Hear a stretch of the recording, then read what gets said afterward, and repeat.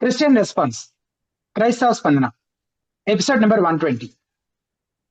హితబోధ నిర్వహించే ఈ ప్రశ్నోత్తరాల లైవ్ కార్యక్రమాన్ని యూట్యూబ్ ద్వారాను అలాగే జూమ్ మాధ్యమం ద్వారా వీక్షిస్తున్న వీక్షకులందరికీ యేసు ప్రభువారి శ్రేష్టమైన నామంలో శుభములు. ఈ జూమ్ మాధ్యమం ద్వారా వీక్షిస్తున్న వీక్షకులందరికీ యేసు ప్రభువారి శ్రేష్టమైన నామంలో శుభములు.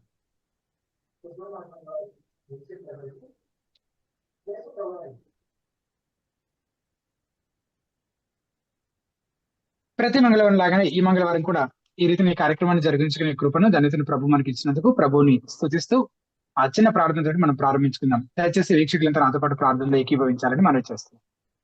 పరిశుద్ధ మహోన్నతుడ దయగలుగుతుంది.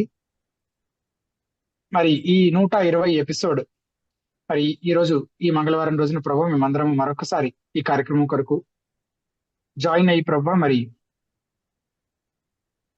తండ్రి మరి అనేకులు మరి వారి ప్రశ్నలు అడగడం కొరకు వారికి ఉన్న సమస్యలకు వాక్యానుసరమైన జవాబులు తెలుసుకోవడం కొరకు జాయిన్ అవ్వాలని ప్రభు మరి ఆశ కలిగి ఉంటుండగా ఈ రోజు జరగబోయే కార్యక్రమం అంతట్లో ఎటువంటి అంతరాయాలు లేకుండా అంతా సవ్యంగా జరగడానికి మీరే సహాయం చేయమని అన్నింటినీ అనుకూలపరచమని మమ్మల్ని అందరినీ మీ హస్తాలకు అప్పగించుకుంటూ యేసునామమున స్తుతించి ప్రార్థించి వేడుకుంటున్నాము తండ్రి. ఆమేన్. పివి గారు good evening brother. Good evening brother Yashwant. వీక్షకులందరికీ ప్రభువైన యేసుక్రీస్తు నామములో వందనాలు. ఎస్, అయితే ప్రతివారం నేను జ్ఞాపకం చేసే విషయాల కంటే ముందు ఇంకొక ప్రాముఖ్యమైన ప్రకటన మీ అందరికీ తెలియజేయాలని అనుకుంటున్నాను. ఇంకొక ప్రాముఖ్యమైన విషయము అదేంటంటే, ఇటువంటి క్రైస్తవ స్పందన లాంటి ఒక ప్రశ్నోత్తరాల కార్యక్రమాన్ని మేము రీసెంట్ గా ఇంగ్లీష్ లో కూడా ప్రారంభించడం జరిగింది. ద బెరియన్ ఆర్ అని బైబిల్ స్పోక్స్మెన్ అనే యూట్యూబ్ ఛానల్ ద్వారా లైవ్ ప్రసారం చేయబడుతుంది ప్రతి శనివారము సాయంత్రం 8 గంటల నుంచి 9 గంటల వరకు. సో ఇంగ్లీష్ లో ప్రశ్నలు అడగడానికి, ఇంగ్లీష్ లో ఒకవేళ జవాబులు చెప్తే మాకు బాగా అర్థమవుతుంది అని అనుకునే వారందరూ కూడా దయచేసి ద బెరియన్ ఆర్ అనే మా English Q&A programme the Bible spokesmen అనే యూట్యూబ్ ఛానల్ ద్వారా ప్రతి శనివారము సాయంత్రం 8 నుంచి 9 గంటల వరకు ప్రసారం అవుతుంది. కనుక మీరు బైబిల్ స్పోక్స్మెన్ అనే మా యూట్యూబ్ ఛానల్ ని సబ్స్క్రైబ్ చేసుకోండి. ప్రతి శనివారం జరిగే ఆ కార్యక్రమంలో మీరు పాల్గొనాలని, మీ ప్రశ్నలు అడిగి వాటిని నివృత్తి చేసుకోవాలని, మంచి వాక్యానుసారమైన సమాధానాలు పరిష్కారాలు పొందుకోవాలని రిక్వెస్ట్ చేస్తున్నాం. మీకు తెలిసిన క్రిస్టియన్ ఫ్రెండ్స్ కి ఎవరైతే ఇంగ్లీష్ తోటి కంఫర్టబుల్ గా ఉంటారో వారందరికీ కూడా ఈ విషయాన్ని గురించి ద బెరియన్ ఆర్ గురించి తెలియజేయాలని రిక్వెస్ట్ చేస్తున్నాం. ప్రతివారం నేను జ్ఞాపకం చేసే విషయాలే కొన్ని క్లుప్తమైన ఇన్స్ట్రక్షన్స్ తోటి మనం ప్రారంభించుకుందాం. ముందుగా ప్రశ్న అడగాలనుకునేవారు ఏం చేయాలి? ప్రశ్న అడగాలనుకునేవారు మీరు ఒకవేళ ఈ కార్యక్రమాన్ని యూట్యూబ్ లైవ్ ద్వారా వీక్షిస్తున్నట్లయితే లైవ్ పక్కనే ఉన్న లైవ్ చాట్ లో మీ క్వశ్చన్ టైప్ చేసి పోస్ట్ చేసి ఉంచవచ్చు. మధ్య మధ్యలో లైవ్ చాట్ క్వశ్చన్స్ తీసుకుంటూ ఉంటాము. చివరి అరగంట మాత్రం కేవలం లైవ్ చాట్ ప్రశ్నలకు మాత్రమే సమయం ఇచ్చి దాదాపుగా ఆ ప్రశ్నలు అన్నిటికీ జవాబులు చెప్పే ప్రయత్నం చేస్తాం. లేదు లైవ్ చాట్ ద్వారా కాకుండా నేరుగా బిబు గారిని జూమ్ ద్వారా ఒకవేళ మీరు ప్రశ్నలు అడగాలనుకుంటే కనుక ఆ లైవ్ చాట్ లోని జూమ్ కి సంబంధించిన లింక్ కూడా మేము పిన్ చేసి ఉంచాము. ఆ లింక్ ద్వారా మీరు జూమ్ లో జాయిన్ అయ్యి నేరుగా బిబు గారిని మీ ప్రశ్న అడగచ్చు. లేదా అసలు మాకు లైవ్ చాటే కనిపించట్లేదు అని మీరు అంటున్నట్లయితే అప్పుడు బహుశా మీరు హితబోధ యూట్యూబ్ ఛానల్ ని సబ్స్క్రైబ్ చేసుకొని ఉండకపోవచ్చు. సో ముందుగా యూట్యూబ్ లో హితబోధ అని టైప్ చేస్తే మా యూట్యూబ్ ఛానల్ కనిపిస్తుంది. దాన్ని సబ్స్క్రైబ్ చేసుకొని బెల్ ఐకాన్ ప్రెస్ చేయండి. అప్పుడు మీకు లైవ్ చాట్ కి యాక్సెస్ వస్తుంది. అందులోనే మీ ప్రశ్నలు టైప్ చేసి పోస్ట్ చేసి ఉంచవచ్చు. లేదా అందులో మేము పిన్ చేసి ఉంచిన జూమ్ లింక్ ద్వారా జూమ్ లో జాయిన్ అయ్యి నేరుగా బిబు గారిని మీ ప్రశ్న అడగచ్చు. అండ్ ప్రశ్న అడగాలనుకునేవారు దయచేసి మీ ప్రశ్నలు సూటిగా క్లుప్తంగా అడిగే ప్రయత్నం చేయండి. ఇంకా ఏమైనా వివరాలు కావాలంటే బిబు గారు అడిగి తెలుసుకుంటారు. ఒకవేళ మీ ప్రశ్న పూర్తి స్థాయిలో ఆన్సర్ చేయబడకపోతే ఇంకొక ఫాలో అప్ క్వశ్చన్ అదే అంశానికి సంబంధించినట్టు ఇంకొక ఫాలో అప్ క్వశ్చన్ అడగడానికి అవకాశం ఉంటుంది. లేదు పూర్తిగా వేరే అంశానికి సంబంధించిన ప్రశ్న అయితే చివరి సమయాన్ని బట్టి మీకు అవకాశం ఇవ్వడం జరుగుతుంది. సో లైవ్ చాట్ లో పోస్ట్ చేసే క్వశ్చన్స్ లో కూడా ఒక యూజర్ ఐడి నుంచి ఒక ప్రశ్న, అలాగే జూమ్ లో పార్టిసిపెంట్స్ కి కూడా ఒక పార్టిసిపెంట్ కి ఒక ప్రశ్నకు మాత్రమే ముందుగా అవకాశం ఇవ్వడం జరుగుతుందని దయచేసి గమనించండి. అలాగే జూమ్ పార్టిసిపెంట్స్ ముఖ్యంగా గమనించాల్సిన విషయము, మీరు ప్రశ్న అడగడము బిబు గారు జవాబు చెప్పడం పూర్తయిపోతే కనుక మీరు జూమ్ నుంచి లీవ్ అయిపోయి యూట్యూబ్ ద్వారా ఈ లైవ్ కార్యక్రమాన్ని వీక్షించాలని మనవి. మీరు జూమ్ లోనే ఉన్నారంటే ప్రశ్న అడగడం కోసమే ఉన్నారని మేము భావిస్తాం కనుక ఆ కన్ఫ్యూజన్ అవాయిడ్ చేయడం కోసం ఆ రీతిని మాతో సహకరించాలని మనవి చేస్తున్నాము. అండ్ మీరు లైవ్ చాట్ లో ఏ క్రమంలో అయితే క్వశ్చన్స్ పోస్ట్ చేస్తుంటారు, అలాగే జూమ్ లో ఏ క్రమంలో అయితే పార్టిసిపెంట్స్ జాయిన్ అవుతుంటారు అదే క్రమంలో మీ ప్రశ్న తీసుకోవడం లేదా మీకు జూమ్ లో మాట్లాడే అవకాశం ఇవ్వడం జరుగుతుంది. కనుక మీ వంతు వచ్చేంత వరకు దయచేసి వేచి ఉండాలని మనవి చేస్తుంది. ఈ రోజు కార్యక్రమాన్ని మనము ప్రారంభించుకుందాము. ముందుగా సుజాత అనే ఐడి నుంచి జూమ్ లో జాయిన్ అయినటువంటి వారు మీరు అన్మ్యూట్ చేసుకొని మీ పేరు మీ ఊరు చెప్పి మీ ప్రశ్న అడగచ్చు.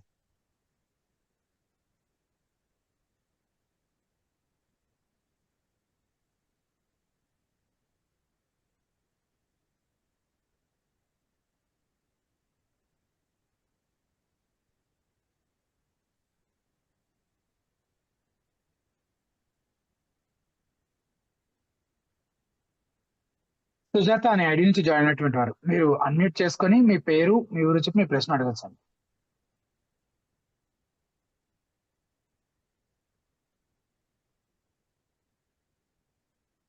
బహుశా అందుబాటులో లేనట్టున్నారు.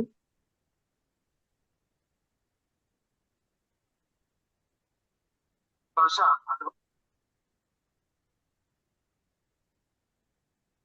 ఎస్. లైవ్ లో పిఎస్ఆర్ మెలడీస్ అనే ఐడి నుంచి అడిగినటువంటి ప్రశ్న, మత్తయి సువార్త 12:3 ఆయన వారితో ఇట్లనను, తానును తనతో కూడానున్న వారును ఆకలిగొని ఉండగా దావీదు చేసిన దాని గురించి మీరు చదవలేదా? ఈ వచనాన్ని వివరించగలరు అనేది ఈ ప్రశ్న. విభు గారు, ఓవర్ టు యు. ఓకే. మత్తయి సువార్త 12వ అధ్యాయంలో యేసుక్రీస్తు ప్రభు యొక్క శిష్యులు వారు ఆకలిగా ఉన్నప్పుడు అక్కడ ఉన్నటువంటి చేనులోకి వెళ్ళి అక్కడ ఉన్నటువంటి ఆ వెన్నులు తుంచుకొని తిన్నటువంటి ఆ సందర్భాన్ని గురించి అది మాట్లాడుతుంది. సో విశ్రాంతి దినాన వారు చేయకూడదు ఏదో చేశారు అని చెప్పి వాళ్ళ మీద ఫిర్యాదు చేస్తూ ఆరోపిస్తున్నటువంటి పరిసయ్యులకి జవాబు చెప్తున్నాడు యేసుక్రీస్తు ప్రభు.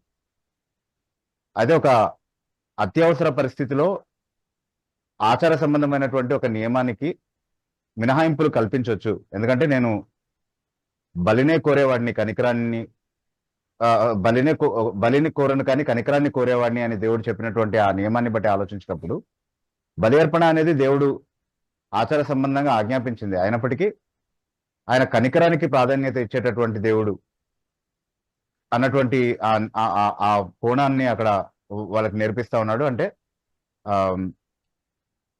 విశ్రాంతి దినానికి కావచ్చు, లేకపోతే అలాంటి ఏ నియమానికైనా సరే. అంటే ఇప్పుడు దావీదు సందర్భాన్ని ఎందుకు ఉదాహరించడం జరిగింది అని అంటే, యాజకులకి మాత్రమే తినడానికి అనుమతించబడినటువంటి రొట్టెని దావీదు తనతో ఉన్నటువంటి వారికి పెట్టి తాను కూడా తిన్నట్టుగా మనం చూస్తా ఉన్నాం. దావీదు యాజకుడు కాదు, తనతో ఉన్నటువంటి వాళ్ళు ఎవరు కూడా యాజకులు కారు. సాధారణ పరిస్థితుల్లో వాళ్ళు తినకూడదు, కానీ వాళ్ళు ఆకలిగా ఉన్నారు. ఆ సమయంలో అక్కడ తినడానికి ఇంకా వేరే ఆహారం ఏమీ లేదు. వాళ్ళు ఎంత ఎన్ని రోజులుగా ఆకలిగా ఉన్నారో మనకు తెలియదు. సౌలు దగ్గర నుండి పారిపోయి ఆ మార్గంలో ఆ స్థలానికి వచ్చినట్టుగా మనం చూస్తా ఉన్నాం, వాళ్ళు పారిపోతున్నటువంటి మార్గంలో. సో వాళ్ళు ఎప్పుడు అక్కడ నుండి పారిపోయారు, ఎంతకాలం అయింది వాళ్ళు, అంటే ఎన్ని రోజులు అయింది వాళ్ళు భోజనం చేసి అన్నటువంటి విషయాలు కూడా మనకు తెలియదు. సో చాలా అత్యవసర పరిస్థితిలో వాళ్ళకి వాళ్ళు భోజనం చేయాల్సి వచ్చింది. అదేమి పాపంగా ఎక్కడ పరిగణించబడలేదు. దావీదు చేసినటువంటి పాపాలలో ఎక్కడ కూడా అదొక పాపంగా లెక్కించబడ్డం అనేది మనం ఎక్కడ చూడం వాస్తవానికి. సో ధర్మశాస్త్రంలో ఉన్నటువంటి ఆ స్పష్టమైనటువంటి నియమాన్ని వాళ్ళు ఉల్లంఘించినప్పటికీ అది మినహాయింపుగా ఎంచబడినటువంటి ఒక పరిస్థితిలో చేశారు కాబట్టి దాన్ని ఉల్లంఘనగా చూడాల్సినటువంటి అవసరం లేదు. సో దేవుడు ఆ విధంగా కనికరం చూపించాడు దావీదు విషయంలో. వీళ్ళు మాత్రం ఇక్కడ నిజంగా అవసరతలో ఉన్నటువంటి శిష్యుల పరిస్థితిని పరిగణలోనికి తీసుకోకుండానే నియమాన్ని వృద్ధే ప్రయత్నం చేస్తున్నారు తప్ప కనికరం ఎక్కడ కూడా చూపించట్లేదు అన్నటువంటి విషయాన్ని చెప్పడం కోసం ప్రభు చెప్పాడు, ఈ మాటలు చెప్పాడు అనేది మనకు అర్థమవుతుంది. సో విశ్రాంతి దినానికి అత్యవసర పరిస్థితుల్లో అవసరమైనవి చేసే మినహాయింపు కల్పించబడింది. అలాగే కనికరం చూపించేటటువంటి విషయంలో మినహాయింపు కల్పించబడింది. యేసుక్రీస్తు ప్రభు యొక్క ప్రవర్తనను బట్టి వీటిని మనం అర్థం చేసుకోగలుగుతాం. అలాగే భక్తిపరమైనటువంటి కోణంలో చేసేటటువంటి పనులకు కూడా మినహాయింపు కల్పించబడింది. అందుకే యాజకులు నిరంతరము ప్రతి విశ్రాంతి దినంలోనూ చాలా రకాలైనటువంటి పనులు ఆలయంలో చేస్తున్నప్పటికీ కూడా వాళ్ళు విశ్రాంతి దినాన్ని అతిక్రమించని వారిగా ఉన్నారు. ఎందుకు అనంటే అది దేవుడు భక్తిలో భాగంగా లేకపోతే ఆరాధనలో భాగంగా ఆజ్ఞాపించినటువంటి క్రియలనే వాళ్ళు చేస్తా ఉన్నారు ఆలయంలో. కాబట్టి వాటి వల్ల విశ్రాంతి దినం రోజు ఏ పని చేయకూడదు అన్నటువంటి నియమం ఏమి ఉల్లంఘించబడదు, అది మినహాయింపు కింద వస్తుంది. అట్లాగే ఇప్పుడు ఇప్పుడు ఈ యేసుక్రీస్తు ప్రభు యొక్క శిష్యులు చేసినటువంటి పని కూడా మినహాయింపు పరిస్థితిలోనే వస్తుంది. కాబట్టి దాన్ని ధర్మశాస్త్ర ఉల్లంఘనగా కానీ పాపంగా కానీ చూడాల్సినటువంటి అవసరం లేదు అన్నటువంటి విషయాన్ని అక్కడ చెప్తా ఉన్నాడు సందర్భం.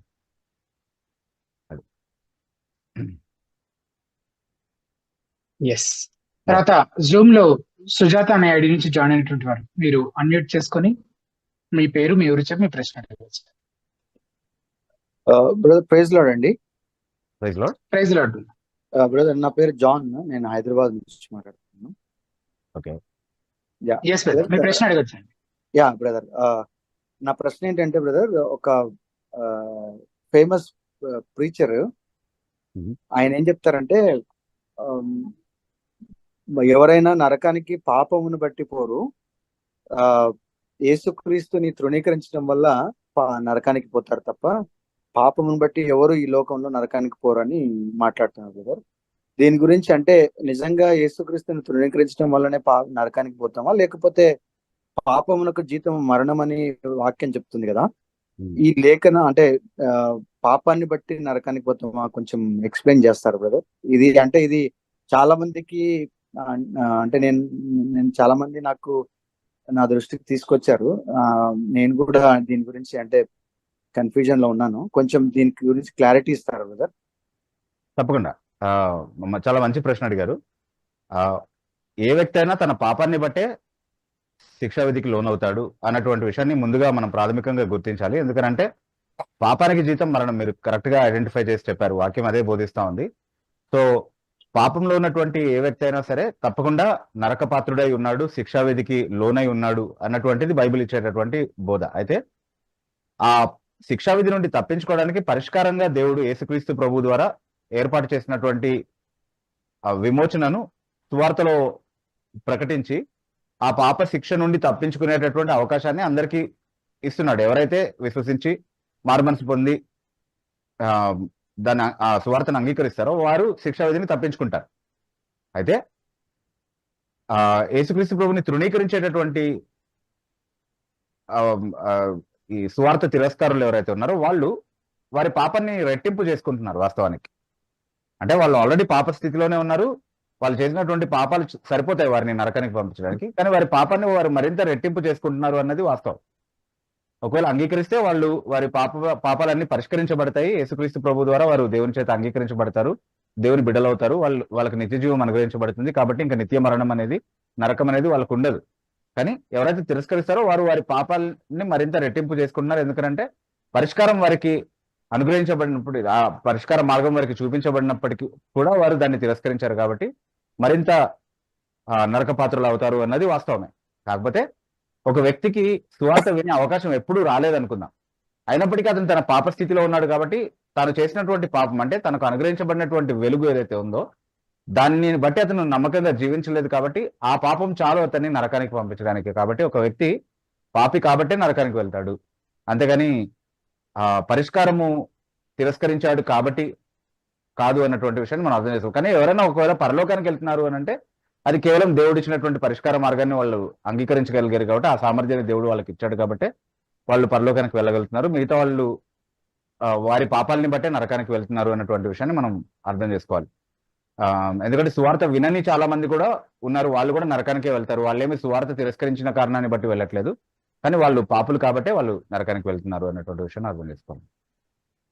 Okay, thank you brother. ఇలా చెప్పడానికి కారణాలు ఏమై ఉంటాయి బ్రదర్? అంటే అంత పేరొందిన వక్తలు కూడా అలా మాట్లాడడానికి గల కారణాలు ఏమన్నా? అంటే కారణాలు మనకు తెలియదు, కానీ ఇలా చెప్తున్నప్పుడు వాళ్ళు జవాబు చెప్పుకోలేనటువంటి చాలా విషయాలు వాళ్ళకే అర్థం అవ్వాలి జాగ్రత్తగా ఆలోచిస్తే కనుక. అంటే ఇప్పుడు పాత నిబంధన కాలంలో కావచ్చు, లేకపోతే ఈవెన్ ప్రస్తుత కాలంలో కూడా మనం ఆలోచిస్తే సువార్త వినకుండా చనిపోయేటటువంటి వాళ్ళు చాలా మంది ఉన్నారు కదా. వాళ్ళందరూ నరకానికి లోనవ్వడానికి సువార్త తిరస్కరించడమే కారణమా? అది చాలా సింపుల్ క్వశ్చన్ కదా. అంటే వాళ్ళకి అసలు ఎప్పుడు సువార్త చెప్పబడలేదు, యేసుక్రీస్తు అంటే ఎవరో తెలియదు వాళ్ళకి. అవును బ్రదర్. నరకానికి వెళ్తారు. ఎందుకు వెళ్తారు? వాళ్ళ పాపాన్ని బట్టి వెళ్తారు. అంటే వాళ్ళు చేసినటువంటి పాపాలు చాలు వాళ్ళని నరకానికి పంపించడానికి బట్టి. ఎగ్జాక్ట్లీ అదన్నమాట.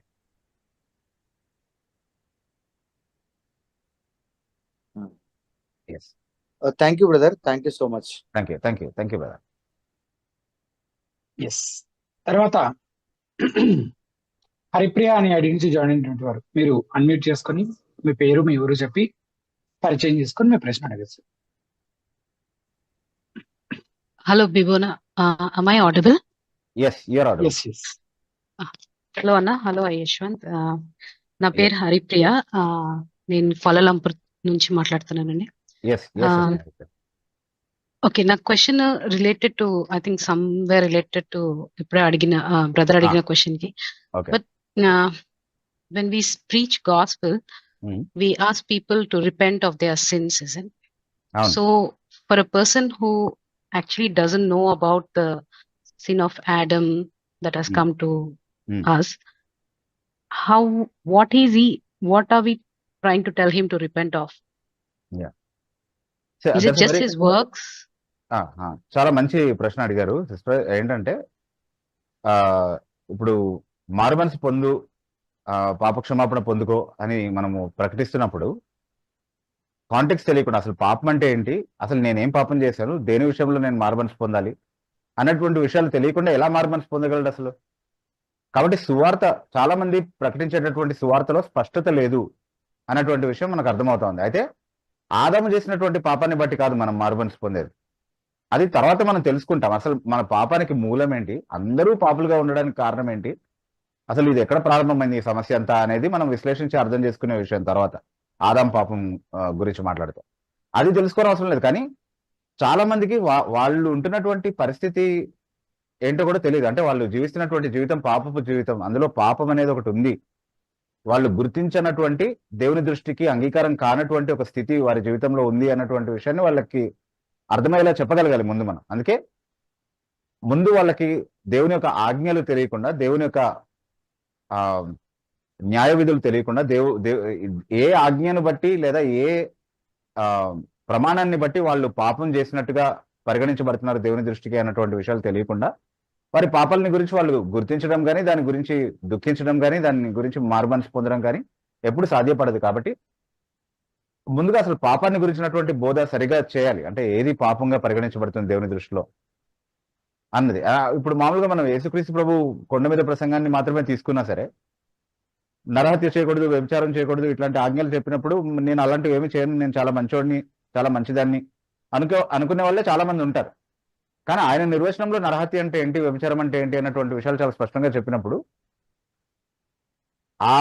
ఆ ప్రమాణాన్ని బట్టి చూసినప్పుడు అందరూ పాపులే. ఎందుకంటే నిర్హేతుకంగా ఎవరన్నా కోపగించుకున్నా అది నరహత్య కింద సమానంగా చూస్తానన్నాడు. మోహపు చూపు చూసినా దాన్ని వ్యభిచారం కింద పరిగణిస్తానని చెప్పాడు. సో ఆయన ప్రమాణాలను బట్టి చూసినప్పుడు మనం పాపులం అవుతాము అన్నటువంటి విషయాన్ని ముందు వాళ్ళు గుర్తించకుండా వాళ్ళ పాపాల విషయంలో వాళ్ళు మారుమనసు పొందడం అనేది సాధ్యం కాదు. సో వాళ్ళు మారుమనసు పొందాల్సింది వాళ్ళ స్థితిని బట్టే, ఆదాము విషయంలో కాదు. ఆదాము చేసినటువంటి పాపం గురించి కాదు వాళ్ళు రిపెంట్ అవ్వాల్సింది, వాళ్ళ ఓన్ సిన్స్ గురించి వాళ్ళు రిపెంట్ అవ్వాలి. కానీ వాళ్ళు ఉన్నటువంటి ఆ పరిస్థితి, యాక్చువల్లీ వాళ్ళ మనసాక్షి కొంతవరకైనా వాళ్ళకి సత్యాసత్యాల నీతి అనీతి అన్నటువంటి వాటి వివేచన ఏ కొంచెమైనా ఉన్నా వాళ్ళు ఆల్రెడీ పాప స్థితిలో ఉన్నారని ఒప్పించడానికి ఎక్కువ కష్టమేం పడాల్సిన అవసరం ఉండదు. బట్ రక్షణార్థమైనటువంటి మారు మనసుకు నడిపించేటటువంటి ఒప్పింపు మాత్రం పరిశుద్ధాత్మ నుండి కలుగుతుంది. కాబట్టి మనము వాక్యంలో ఉన్నటువంటి నియమాలని, వాక్యంలో ఉన్నటువంటి సూత్రాలని నమ్మకంగా ఎంత బాగా బోధిస్తామో అంతే ఎక్కువగా మనము మన బాధ్యతను నమ్మకంగా చేసిన వాళ్ళం అవుతాం. మిగతాది దేవుని పైన మనం ఆధారపడాలి, ఆయన తన కార్యాన్ని చేయడం.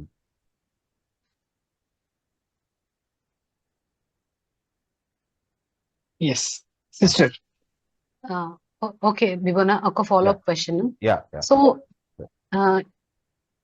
అట్లా అన్నప్పుడు మరి గాస్పుల్ అన్నది, if you have to preach to someone a gospel in a simpler terms, should we go from starting to tell what sin is and what is he doing wrong and then come to what Jesus had done on the cross? And okay, this could be in the context of if I'm teaching to children, how would I put it to them? అంటే actually నేను చెప్పింది కొంచెం vague గా ఎందుకు అనిపిస్తుంది అంటే, మనం ఒక పర్టికులర్ కేస్ ని మన ముందు పెట్టి మనం మాట్లాడట్లేదు. సో అంటే ఈచ్ ఇన్స్టెన్స్ లో మనం గాస్పెల్ ప్రెజెంట్ చేసేటటువంటి ప్రతి సందర్భంలో కూడా ఒకే అప్రోచ్ ని తీసుకోవడం అనేది కూడా పాసిబుల్ అవ్వదు యాక్చువల్లీ. అంటే మనం ఒక ఫార్మాట్ మైండ్ లో పెట్టుకుని ఇట్లా ప్రెజెంట్ చేయొచ్చు గాస్పెల్ అని అనుకోవడానికి వీలుండదు. వాళ్ళు ఉంటున్నటువంటి స్థితిని బట్టి we may bring them to the realization of sin.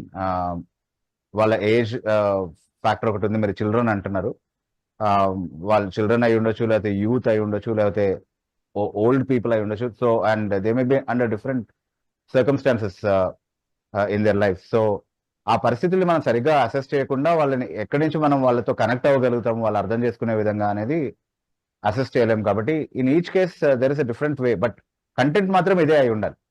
అంటే very broadly speaking this should be the content that you should help them to understand their sinful state. వాళ్ళ పాప స్థితిని వాళ్ళు అర్థం చేసుకోవడానికి వాళ్ళకి మనం సహాయపడాలి. దాని విషయంలో మార్మన్స్ పొందకపోతే వాళ్ళు శిక్షావిధి కిందే ఉన్నారు అన్నటువంటి విషయాన్ని మనం చెప్పగలగాలి. పరిష్కారం యేసుక్రీస్తు ప్రభు అన్నటువంటి విషయం వైపు కూడా వాళ్ళు నడిపించగలగాలి. So those are the essential elements that should be there in the presentation of the gospel, but how it is to be presented differs from case to case. We can't have a definite format about it. We have to depend on God and be wise in how we do it.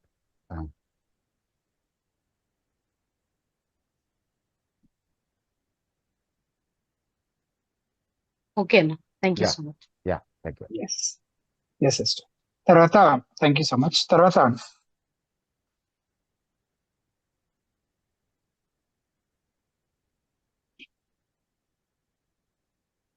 Srinivasarao అనే అడిగినటువంటి ప్రశ్న, ఒక సహవాసం సేవకులు డబ్బుల విషయమై mic స్టాండ్లతో కొట్టుకుంటున్నారు, ఇది కూడా సెల్ఫ్ డిఫెన్స్ క్రిందకి వస్తుందంటారా? అది క్వశ్చన్ లోనే ఆన్సర్ కనబడుతుంది నాకు యాక్చువల్లీ. సో మైక్ స్టాండ్లతో కొట్టుకుంటే సెల్ఫ్ డిఫెన్స్ ఏంటి అసలు? ఫస్ట్ ఆఫ్ ఆల్ వాళ్ళు పాస్టర్లు ఎట్లా అయ్యారు, అసలు వాళ్ళు చర్చ్లో ఎందుకు మైక్ స్టాండ్స్ తో కొట్టుకుంటున్నారు? అది అది యాక్చువల్లీ సెల్ఫ్ డిఫెన్స్ కాదు, సెల్ఫ్ డిబేస్మెంట్ అదంతా కూడా. Okay, so I think I will skip that over. Yeah. Aarti అని అడిగినటువంటి ప్రశ్న, according to Isaiah 6:6, the one of the seraphim takes the coal and put on the lips of Isaiah. Is it literally or figuratively? Many people give this example to discipline themselves. ఆ వచ్చిన ఒకసారి తెలుగులో చదువుతాను దేవు గారు.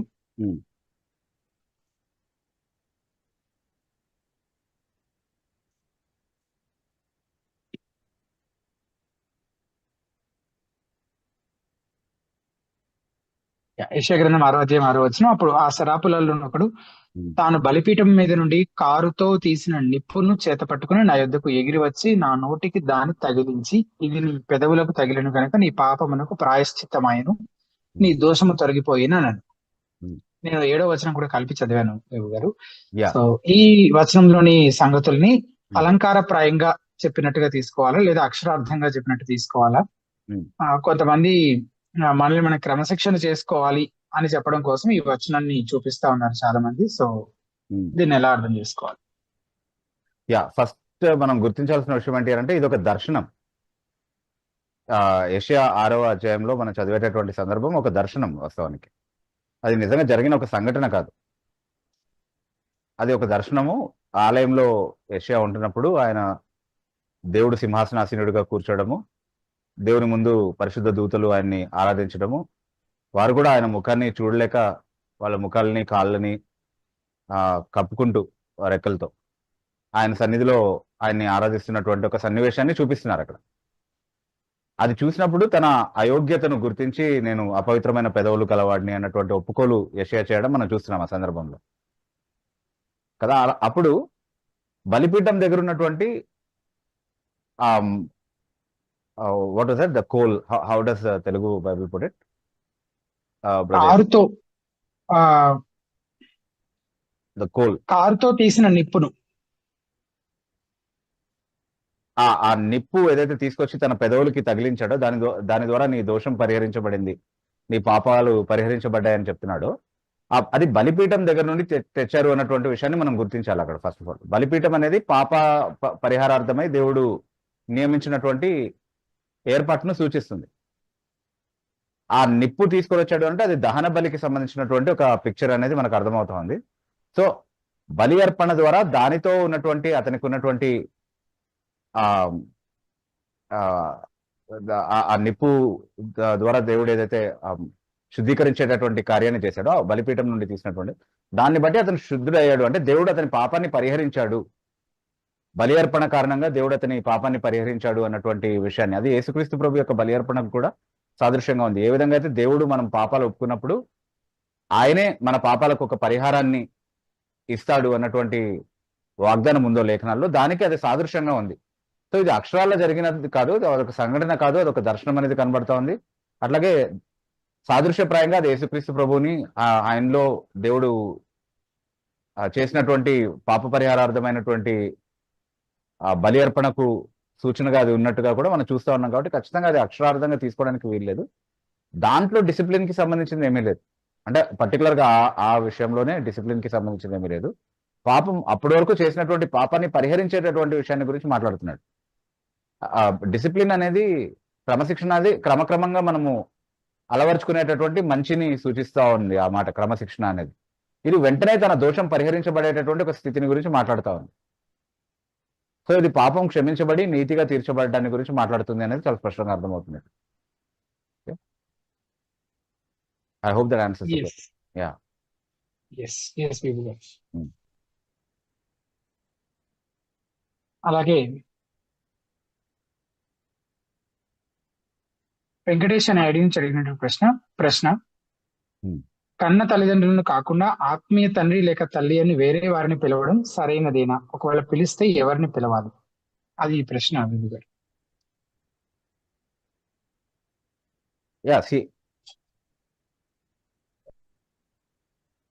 కన్న తల్లిదండ్రులు ఎప్పుడు మన కన్న తల్లిదండ్రులే. వాళ్ళు మనకు జన్మనివ్వడం కారణాన్ని బట్టి వాళ్ళు మనకు తల్లిదండ్రులు అయ్యారు. ఓకే, కానీ వాళ్ళకి ఇచ్చేటటువంటి గౌరవాన్ని, వాళ్ళకి ఇచ్చేటటువంటి ప్రేమని వారిలాగా మన కొరకు కేర్ చేసేటటువంటి ఒక వ్యక్తికి ఆపాదించి మాట్లాడడం అనేది సర్వసాధారణమే ఏ కల్చర్లో అయినా కూడా. అంటే ఇప్పుడు బైబిల్ గ్రంథంలో మనం చదివినప్పుడు మంచి పరిపాలన ఇచ్చేటటువంటి రాజుల్ని తండ్రులుగా పిలువబడ్డాన్ని మనం చూస్తా ఉన్నాం కొన్ని సందర్భాల్లో. ఓకే, ఎందుకంటే వాళ్ళు తండ్రి స్థానంలో ఉండి, అంటే ఒక కుటుంబానికి తండ్రి ఎలాగైతే పోషణ అందిస్తాడో అట్లాగే ఒక రాజ్యాన్ని చూసుకుంటున్నాడు అన్నటువంటి భావంలో ఆ హోదా, ఆ గౌరవం అతనికి ఇవ్వబడింది. మంచి పరిపాలన చేస్తున్నటువంటి రాజు విషయంలో, నిరంకుశ పరిపాలన చేసేటటువంటి వాళ్ళ గురించి కాదు. ఓకే, సో అట్లాగే ఆత్మీయ తల్లిదండ్రులు అన్నటువంటి వాళ్ళు సాధారణంగా ఎవరి గురించి ఆ మాట చెప్పబడింది అని అంటే, లేఖనాల్లో కూడా నేను మీకు తండ్రి స్థానంలో ఉన్నాను అని అపోస్తలుడు ఎవరికైనా చెప్తున్నాడు అని అంటే, ఆ వ్యక్తి ద్వారా అతను రక్షణలోనికి నడిపించబడి ఉండాలి, అతని ద్వారా అతను సువార్త విని ఉండాలి. కాబట్టి అది వాస్తవానికి ఆత్మీయ కోణంలో ఆలోచించినప్పుడు అంతకంటే మేలుకరమైనటువంటి, ఏ కోణంలో ఆలోచించినా సువార్త తెలుసుకుని దేవుని దగ్గరికి రావడం, దేవుని దగ్గరికి నడిపించబడడం కంటే మేలుకరమైనటువంటిది ఇంకొకటి ఏది లేదు వాస్తవానికి మానవులకి. సో అలాంటి సువార్త వినిపించినటువంటి ఒక వ్యక్తికి తల్లిగా కానీ తండ్రిగా కానీ ఒక గౌరవపూర్వకమైనటువంటి ఒక స్థానాన్ని మన జీవితంలో ఇవ్వడం ఏమి తప్పు కాదు. అలా చేసినంత మాత్రాన మన కన్న తల్లిదండ్రులని మనం ఏమైనా తక్కువ చేస్తున్నామనో, వాళ్ళని ఏమైనా తక్కువ గౌరవం ఇస్తున్నామనో అర్థం కాదు దానికి. అలాంటి ఆలోచన, ఒకవేళ అలాంటి ఇన్ఫ్లుయెన్స్ వాళ్ళు చేస్తున్నారు అని అంటే మనల్ని అక్కడ మనం ఆలోచించాల్సినటువంటి అవసరం ఉంది. మీ తల్లిదండ్రులను పట్టించుకోవద్దు, మమ్మల్ని చూసుకోవాలని ఒకవేళ వాళ్ళు ఉన్నటువంటి ఆత్మీయ నాయకత్వపు ఆ ప్రభావాన్ని బట్టి ఒకవేళ వాళ్ళు ఏమన్నా అంటే తప్పుడు విధంగా ప్రభావితం చేసేటటువంటి ప్రయత్నం చేస్తున్నారంటే definitely there is something wrong about that relationship. కానీ అలా కాదు, సరైనటువంటి మార్గంలో నడిపిస్తున్నంత వరకు, అలాగే వాళ్ళ ఫ్యామిలీ స్టేటస్ కోని డిస్టర్బ్ చేయకుండా ఉంటున్నంత వరకు దాంట్లో సమస్య ఏమీ నాకు కనబడట్లేదు. I don't think there is any problem. There are instances in the Bible where people are honored by those titles. Okay, so I don't know why this question was asked. అంటే ఈ ప్రశ్న ఎందుకు వచ్చిందో మనకు తెలియదు. బట్ మేము ఆత్మీయ తల్లిదండ్రులము అన్నటువంటి పేరు చెప్పి, అంటే ప్రతి సంఘ కాపరి ఆ పొజిషన్ తీసుకోవచ్చా తమ సంఘ సభ్యుల విషయంలో అంటే తీసుకోలేడు actually. Okay, not every one can take that position on the flock they have unless they are faithful ministers of the word. కానీ చాలాసార్లు ఏమవుతూ ఉంటుంది అంటే, ఇది తల్లి సంఘము, ఇక్కడికే మీరు రావాలి, మేము ఆత్మీయ తల్లిదండ్రులము, మమ్మల్ని విడిచిపెట్టి ఎక్కడికి వెళ్ళకూడదు అన్ని కంట్రోల్ ఎక్సర్సైజ్ చేయడం కోసం అని చెప్పి చర్చ్ అబ్యూస్ కి గురి చేయడం.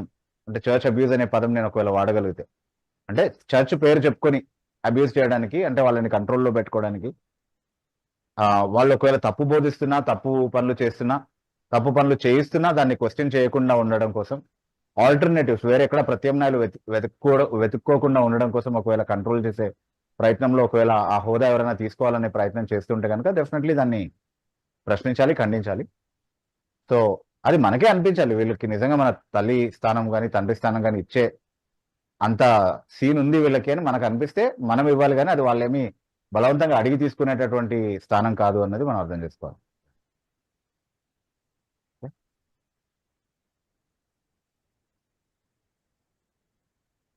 Yes Yeah. ఎస్ విభు గారు. తర్వాత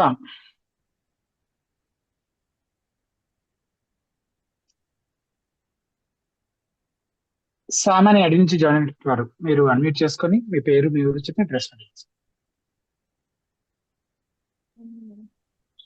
hello, yes yes sister. Good evening brothers. నా Good పేరు evening. అనుష, హైదరాబాద్ మాది. Yes, sister. నాకు క్వశ్చన్ ఏంటంటే, లేవియా కాండంలో ఉంటుంది కదా, ఆ, తెలియక తప్పు చేసిన వారికి క్షమాపణ ఉంది కానీ తెలిసి తప్పు చేసిన వారికి పాప క్షమాపణ లేదు అని. Hmm. సో మనం దాన్ని ఎట్లా అప్లై చేసుకోవాలి బ్రదర్? యా అంటే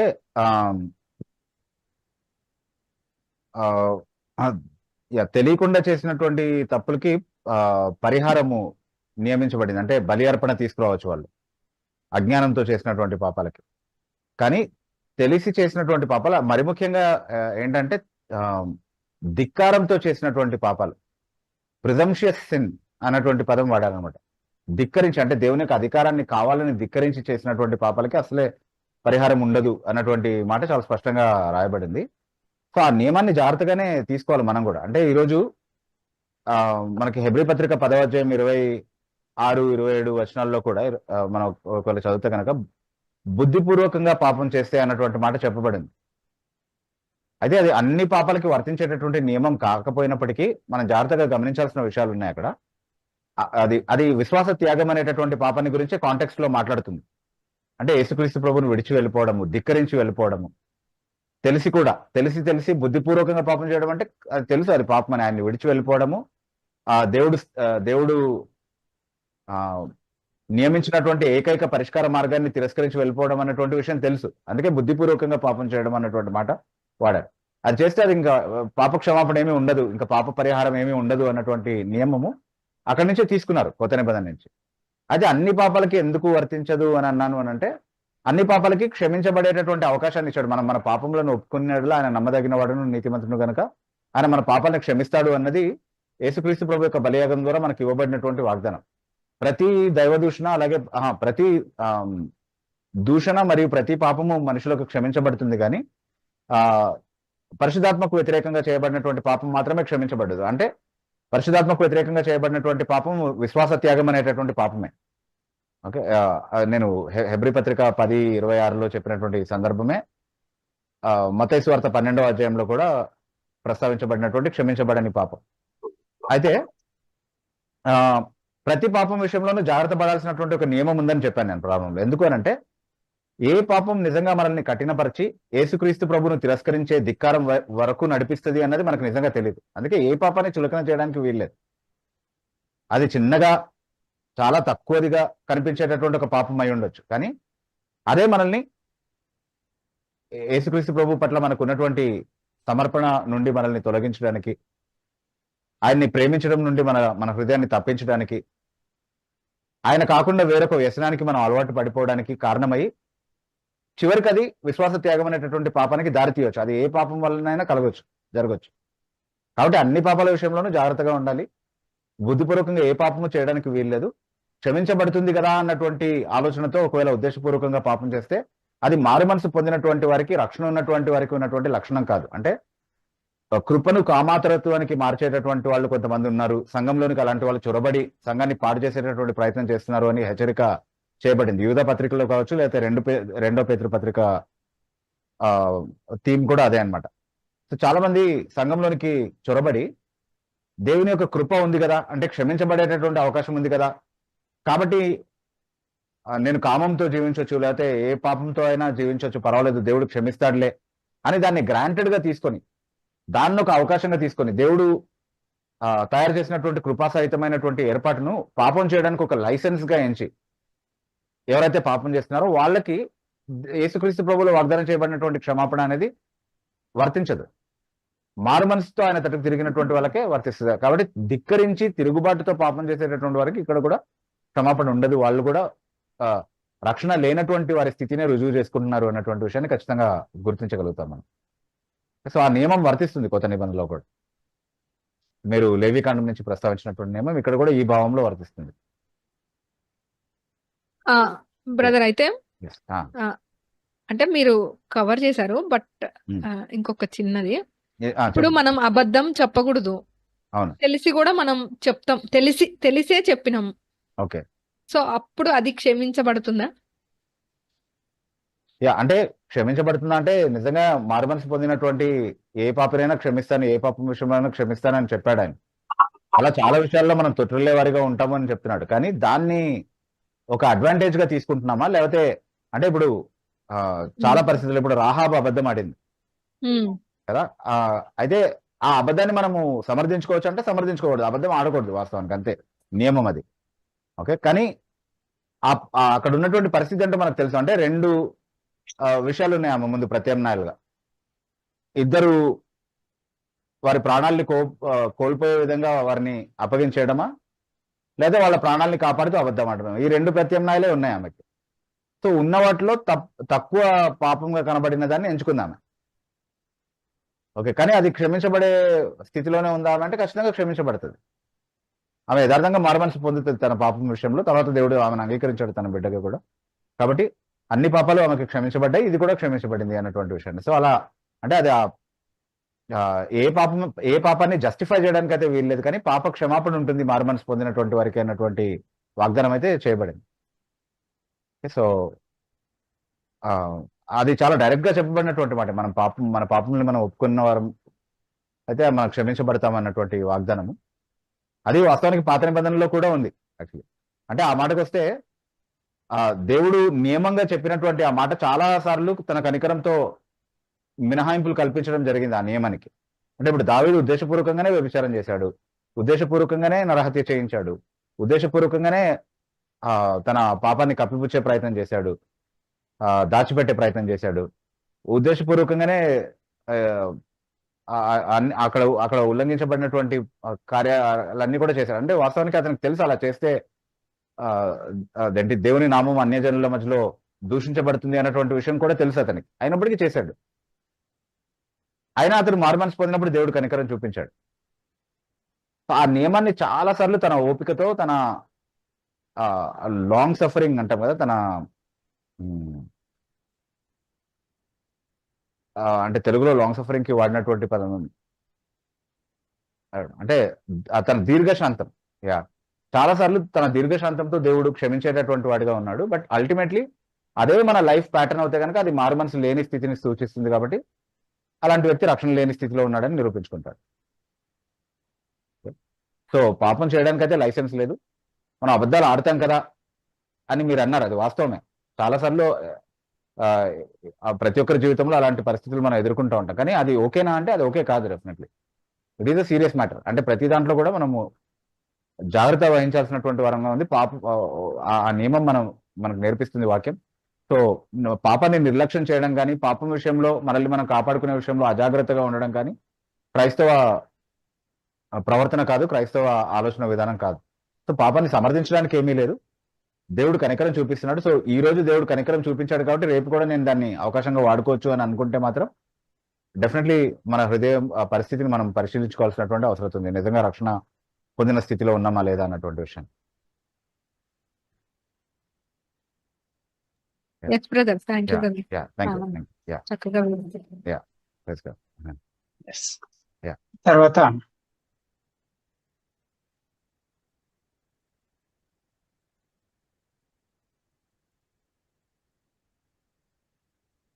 శామ్ ఫ్రమ్ వైజాగ్ అని ఐడి నుంచి జాయిన్ అయినటువంటి వారు మీరు అన్మ్యూట్ చేసుకొని మీ పేరు, మీ ఊరు చెప్పి మీ ప్రశ్న చేస్తారు.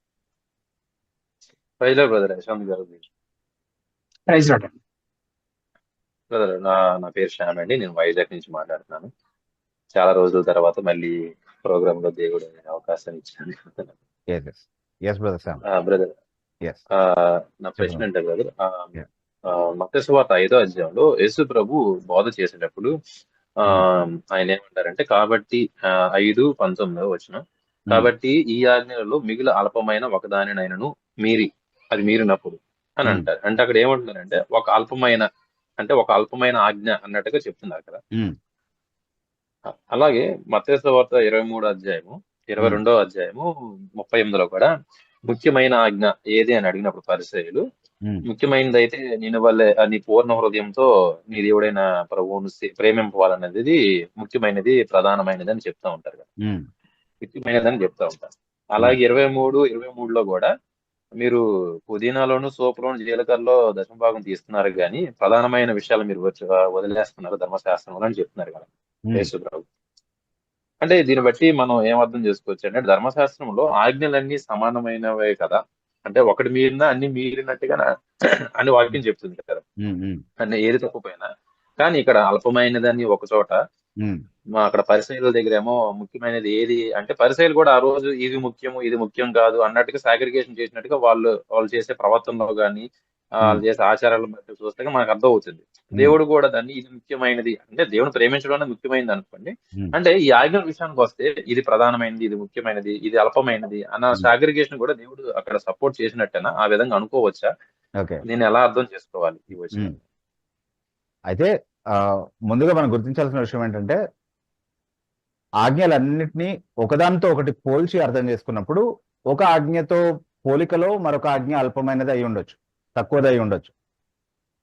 కానీ దానంతట అదే ఏది కూడా అంత అల్పమైనటువంటి ఆజ్ఞ కాదు, అంటే ఏది అల్పమైనటువంటి ఆజ్ఞ కాదు. అందుకే ఒకదానితో పోల్చుకున్నప్పుడు ఇది తక్కువదే స్థాయిలో అని అనిపించేటటువంటి ఒక ఆజ్ఞ ఏదైనా ఉంటే అల్పమైనటువంటి ఆజ్ఞ కాబట్టి నేను అతిక్రమించవచ్చు అని అనుకుంటే అలాంటి ఆజ్ఞ ఏది లేదనమాట. అంటే అతిక్రమించినా పర్వాలేదు అన్నంత అల్పమైనటువంటి ఆజ్ఞ ఏది వాక్యంలో లేదు. ఎందుకంటే దేని ప్రాధాన్యత దానికి ఉంది, దాని స్థానంలో అన్ని అవసరమైనవే వాక్యంలో ఉన్నవి కాబట్టి, దేవుడు ఆజ్ఞాపించినవి కాబట్టి అన్ని ఒకటే. తర్వాత ఒక ఆజ్ఞను అతిక్రమిస్తే అన్ని అతిక్రమించినట్లే అనేది ఎందుకు ఉంది అని అంటే, నియమము ఒకే తిరుగుబాటు మూలం నుండి అన్ని పాపాలు వస్తున్నాయి కదా.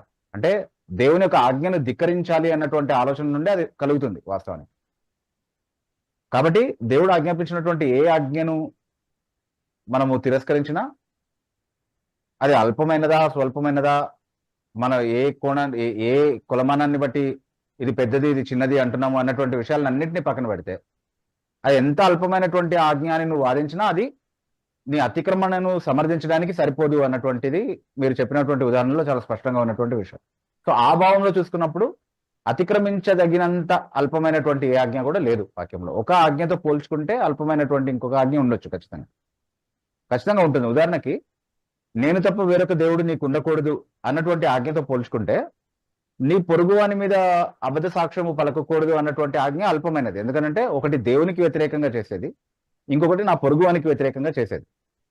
సో దేవుడు ముఖ్యమా నా పొరుగువాడు ముఖ్యమా అంటే ఖచ్చితంగా దేవుడే ముఖ్యం. దేవుని కంటే ముఖ్యమైనటువంటి వారు ఎవరు లేరు కాబట్టి ఆయనకు సంబంధించినటువంటి ఆజ్ఞలను అతిక్రమించడమే అన్నిటికంటే చాలా దోషాన్ని కలిగించేటటువంటిది అన్నటువంటి విషయం మనం ఖచ్చితంగా గుర్తిస్తాం. కాకపోతే ఇప్పుడు దాంతో పోల్చుకుంటే నా పొరుగువానికి వ్యతిరేకంగా అబద్ధ సాక్ష్యం పలకకూడదు అన్నది అల్పమైనది అయినంత మాత్రాన పోలికలో, అలా పోల్చకుండా ఏ ఆజ్ఞను ఆజ్ఞ సెపరేట్ గా మనం అర్థం చేసుకున్నప్పుడు నా పొరుగువాని మీద అల్పసాక్ష్యం పలకడం ఓకేనా, పర్వాలేదా? అంటే నేను ఆయన తప్ప వేరొక దేవుడిని నేను కలిగి ఉండట్లేదు, ఆయనే నాకు దేవుడు, యెహోవాయే నాకు దేవుడు. కాబట్టి ఆ గొప్ప ఆజ్ఞను నేను పాటించాను కాబట్టి ఇప్పుడు దానికంటే అల్పమైనటువంటి ఆజ్ఞను నేను అతిక్రమిస్తే పర్వాలేదా అంటే అలా కాదు. అంత అల్పమైనటువంటి ఆజ్ఞ ఏదీ లేదు. దీంతో పోల్చుకుంటే అది కొన్ని కారణాలను బట్టి అల్పమైనది అయి ఉండొచ్చు తప్ప దానంతటా అది ఏది అల్పమైనటువంటి ఆజ్ఞ కాదు అన్నది అర్థం చేసుకోవాలి. అంటే యేసు ప్రభు ఉద్దేశంలో కూడా అంటే అన్ని ఈక్వలే గాని అంటే అల్పమైనది అంటే దేవుని సేవించడంలో పోల్చుకున్నప్పుడు ఈ పొరుగు వారిని ప్రేమించడం అనేది కొంచెం అల్పమైనది. అవును అవును. దేవుని ప్రేమించామంటే ఖచ్చితంగా నా సహోదరుని కూడా నేను ప్రేమిస్తాను. ఎగ్జాక్ట్లీ, యా, ఖచ్చితంగా ఇది మాను నేను ఖచ్చితంగా ఈ అల్పమైన దీనికంటే అల్పమైనది ఏదైతే ఉందో అది కూడా నేను చేస్తాను. దేవుని దృష్టిలో కూడా ఆ సాగ్రిగేషన్ ఉందన్నట్టు మనం అనుకోవచ్చు. ఇలా ఉందని. అంటే యాక్చువల్లీ దానంతట అదే ఏది అల్పమైనటువంటి ఆజ్ఞ కాదు అన్నటువంటిది చాలా స్పష్టంగా మనకు దేవుడు ఇచ్చిన మొదటి ఆజ్ఞని పరిశీలిస్తేనే అర్థమవుతుంది. అసలు అందరూ పాపలు అవ్వడానికి మూల పాపంగా పరిగణించబడేటటువంటి పాపం ఏంటి, అసలు వాళ్ళు ఏం చేశారు? జస్ట్ సబ్జెక్ట్ మ్యాటర్ ని బట్టి మాత్రమే ఆలోచిస్తారు. అసలు ఏం చేశారు వాళ్ళు? తినొద్దన్న పండు తిన్నారు అంతే. ఇప్పుడు మనం ఆలోచించగలిగే ఏ పాపం కూడా దానికంటే చిన్నది కాదు. సాధారణంగా మాట్లాడుకుంటే మనం అన్ని దానికంటే పెద్ద పాపాలే. అవునా కదా? కానీ ఆ అల్పమైనటువంటి పాపము, పండు తినొద్దన్న పండు తినిన ఆ పాపము ఎంత అల్పంగా కనబడినప్పటికీ అది సరిపోయింది కదా అందరి పతనానికి దారి తీయడానికి. కాబట్టి దానంతట అదే అల్పమైనటువంటిది ఏది కాదు.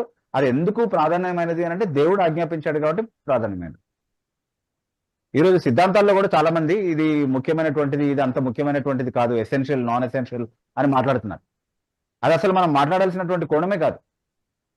అదే ఇదే నియమం వర్తించవచ్చు అక్కడ కూడా. అంటే ఒక సిద్ధాంతంతో పోల్చుకుంటే ఇంకొక సిద్ధాంతం అంత ప్రధానమైనది కాకపోవచ్చు, కానీ ప్రాధాన్యతలో దానంతట అది ఏది తక్కువ కాదు. దేని స్థానం దానికే ఉంది. అందుకే ప్రతి సిద్ధాంతాన్ని గౌరవించేవారిగా ఉండాలి, అంగీకరించేవారిగా ఉండాలి. దానికి సరైనటువంటి సో ఎసెన్షియల్ నాన్ ఎసెన్షియల్ కాదు మనం చూడాల్సింది, బిబ్లికల్ ఆర్ అన్బిబ్లికల్ అన్నటువంటి టర్మ్స్ లో ఆలోచించాలి ఎప్పుడైనా కూడా. అది బిబ్లికల్ అయితే అది ఇంపార్టెంట్ అంతే. అది బ్రదర్ ఆజ్ఞ విషయంలో చిన్న ఫాలోఅప్ చేస్తారు లాగా. అంటే బ్రదర్ ఇప్పుడు విశ్రాంతి దినాన్ని 10 ఆజ్ఞలు, విశ్రాంతి దినం అనేది సెరమోనియల్ లాగాలోకి వస్తుందండి, లేదంటే అది మోరల్ లాగాలోకి వస్తుంది బ్రదర్? అందులో సెరమోనియల్ కోణం కూడా ఒకటి ఉంది బ్రదర్, మోరల్ కోణం కూడా ఉంది ఖచ్చితంగా. సెరమోనియల్ అది ఆరాధన కోసం ప్రత్యేకంగా కేటాయించాల్సినటువంటి ఒక దినంగా, ఆ రోజే ప్రత్యేకంగా దేవుడు అదే ఆలయంలో ఆరాధన, తర్వాత బలి అర్పణలు ఇవన్నీ కూడా వాళ్ళకి నియమించడము, వాళ్ళు అన్ని పనులు ఉపసంహరించుకుని కేవలం విశ్రాంతిగా ఉండి దేవునికి సంబంధించినటువంటి విషయాలు మాత్రమే చేయడానికి అనుమతించబడినటువంటి ఒక పరిస్థితి చూస్తూ ఉన్నాం మనం ధర్మశాస్త్రంలో. So there is a ceremonial aspect to it. కాకపోతే నైతికమైనటువంటి ఒక కోణం కూడా ఉంది అందులో.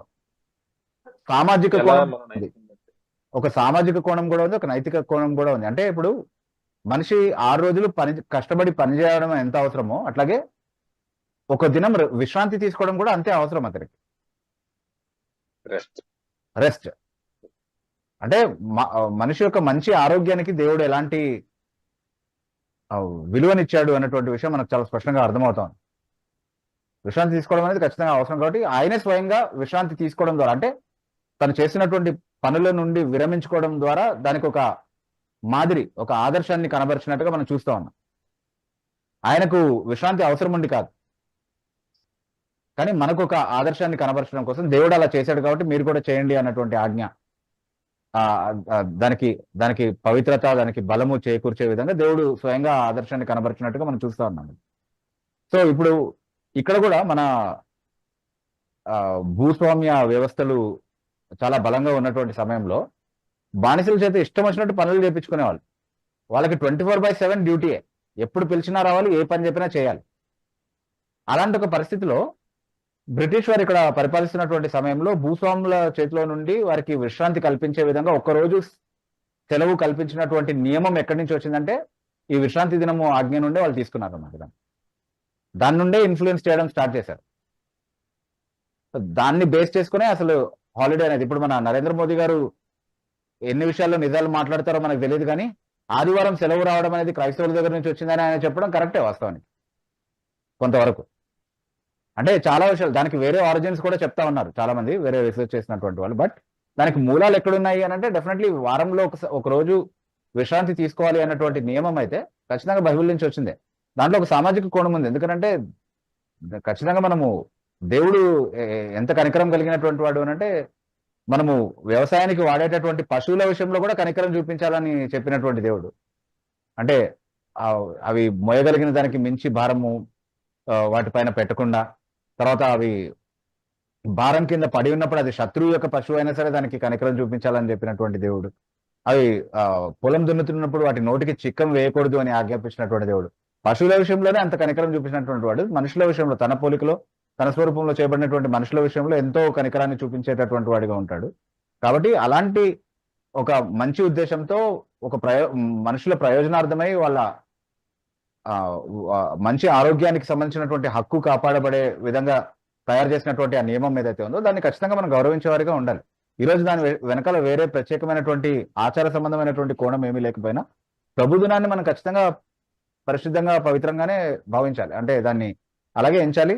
ఆ రోజు అత్యవసర పనులు తప్ప, ఆ రోజు చేస్తే తప్ప అవ్వవు అన్నటువంటి పనులు తప్ప మిగతా అన్ని పక్కన పెట్టేసి దేవుని సన్నిధిలో దేవుని ప్రజలతో మన సమయం గడపడం, సహవాసంలో సమయం గడపడం, పరిచర్యకు సంబంధించినటువంటి విషయాల గురించి ఆలోచించడం, కుటుంబంతో దేవుని సన్నిధిలో సమయాన్ని గడపడము, విశ్రాంతిగా ఉండడం, మిగతా మన ఉపాధి సంబంధమైనటువంటి పనులు కావచ్చు, లేకపోతే మిగతా పనులు కావచ్చు, వాటి నుంచి విశ్రాంతిగా ఉండడం అనేది చాలా మంచి నియమం. ఇప్పుడు కూడా అది వాక్యము మనకు నేర్పించినటువంటి నియమం. దాన్ని మనం ఖచ్చితంగా పాటించాలి. అయితే కొత్త నిబంధనలో అది ఒక ఆజ్ఞగా కాకుండా, లేకపోతే అది ఖచ్చితంగా ఒక బాండేజ్ గా కాకుండా ఫ్రీ హార్ట్ తో, విల్లింగ్ హార్ట్ తో మనం చేయాల్సినటువంటి ఒక పనిగా మనం దాన్ని అర్థం చేసుకోవాలి. ఎందుకంటే మనం ఏది కూడా నియమాన్ని బట్టి చేయము, కానీ అంటే అది చేయాలి తప్పనిసరిగా, లేకపోతే మనం నరకానికి పోతాం అన్నటువంటి భయంతో కాదు మనం చేసేది, కానీ దేవుని పట్ల ప్రేమతో మనం అది చేస్తాము. అట్లాగే దేవుడు మన శ్రేయస్సు కోసం ఏదైతే ఉద్దేశించాడో దాన్ని అర్థం చేసుకొని మనం చేస్తాం. కాబట్టి ఆ నియమాల్ని మనసులో పెట్టుకొని సాధ్యమైనంత వరకు విశ్రాంతి దినము అప్పుడు మనం వేరే ఏ పనులు పెట్టుకోకుండా దేవుని సన్నిధిలో, దేవుని ప్రజలతో, దేవుని సంబంధమైనటువంటి విషయాల్లో తీరిగ్గా ఉంటూ విశ్రాంతిగా మనం సమయాన్ని గడపడం అనేది చాలా మంచి పద్ధతి, వాక్యానుసారమైనటువంటి పద్ధతి. Thank you so much, good explanation. సరే కదా, మంచి ఎక్స్ప్లెనేషన్ ఇచ్చారు. Thank you brother. Praise god brother. తర్వాత ల్యూక్ మెసా అనే ఐడి నుంచి జాయిన్ అయినటువంటి వారు మీరు అన్మ్యూట్ చేసుకొని మీ పేరు, మీ ఊరు చెప్పి మీ ప్రశ్న అడగచ్చు.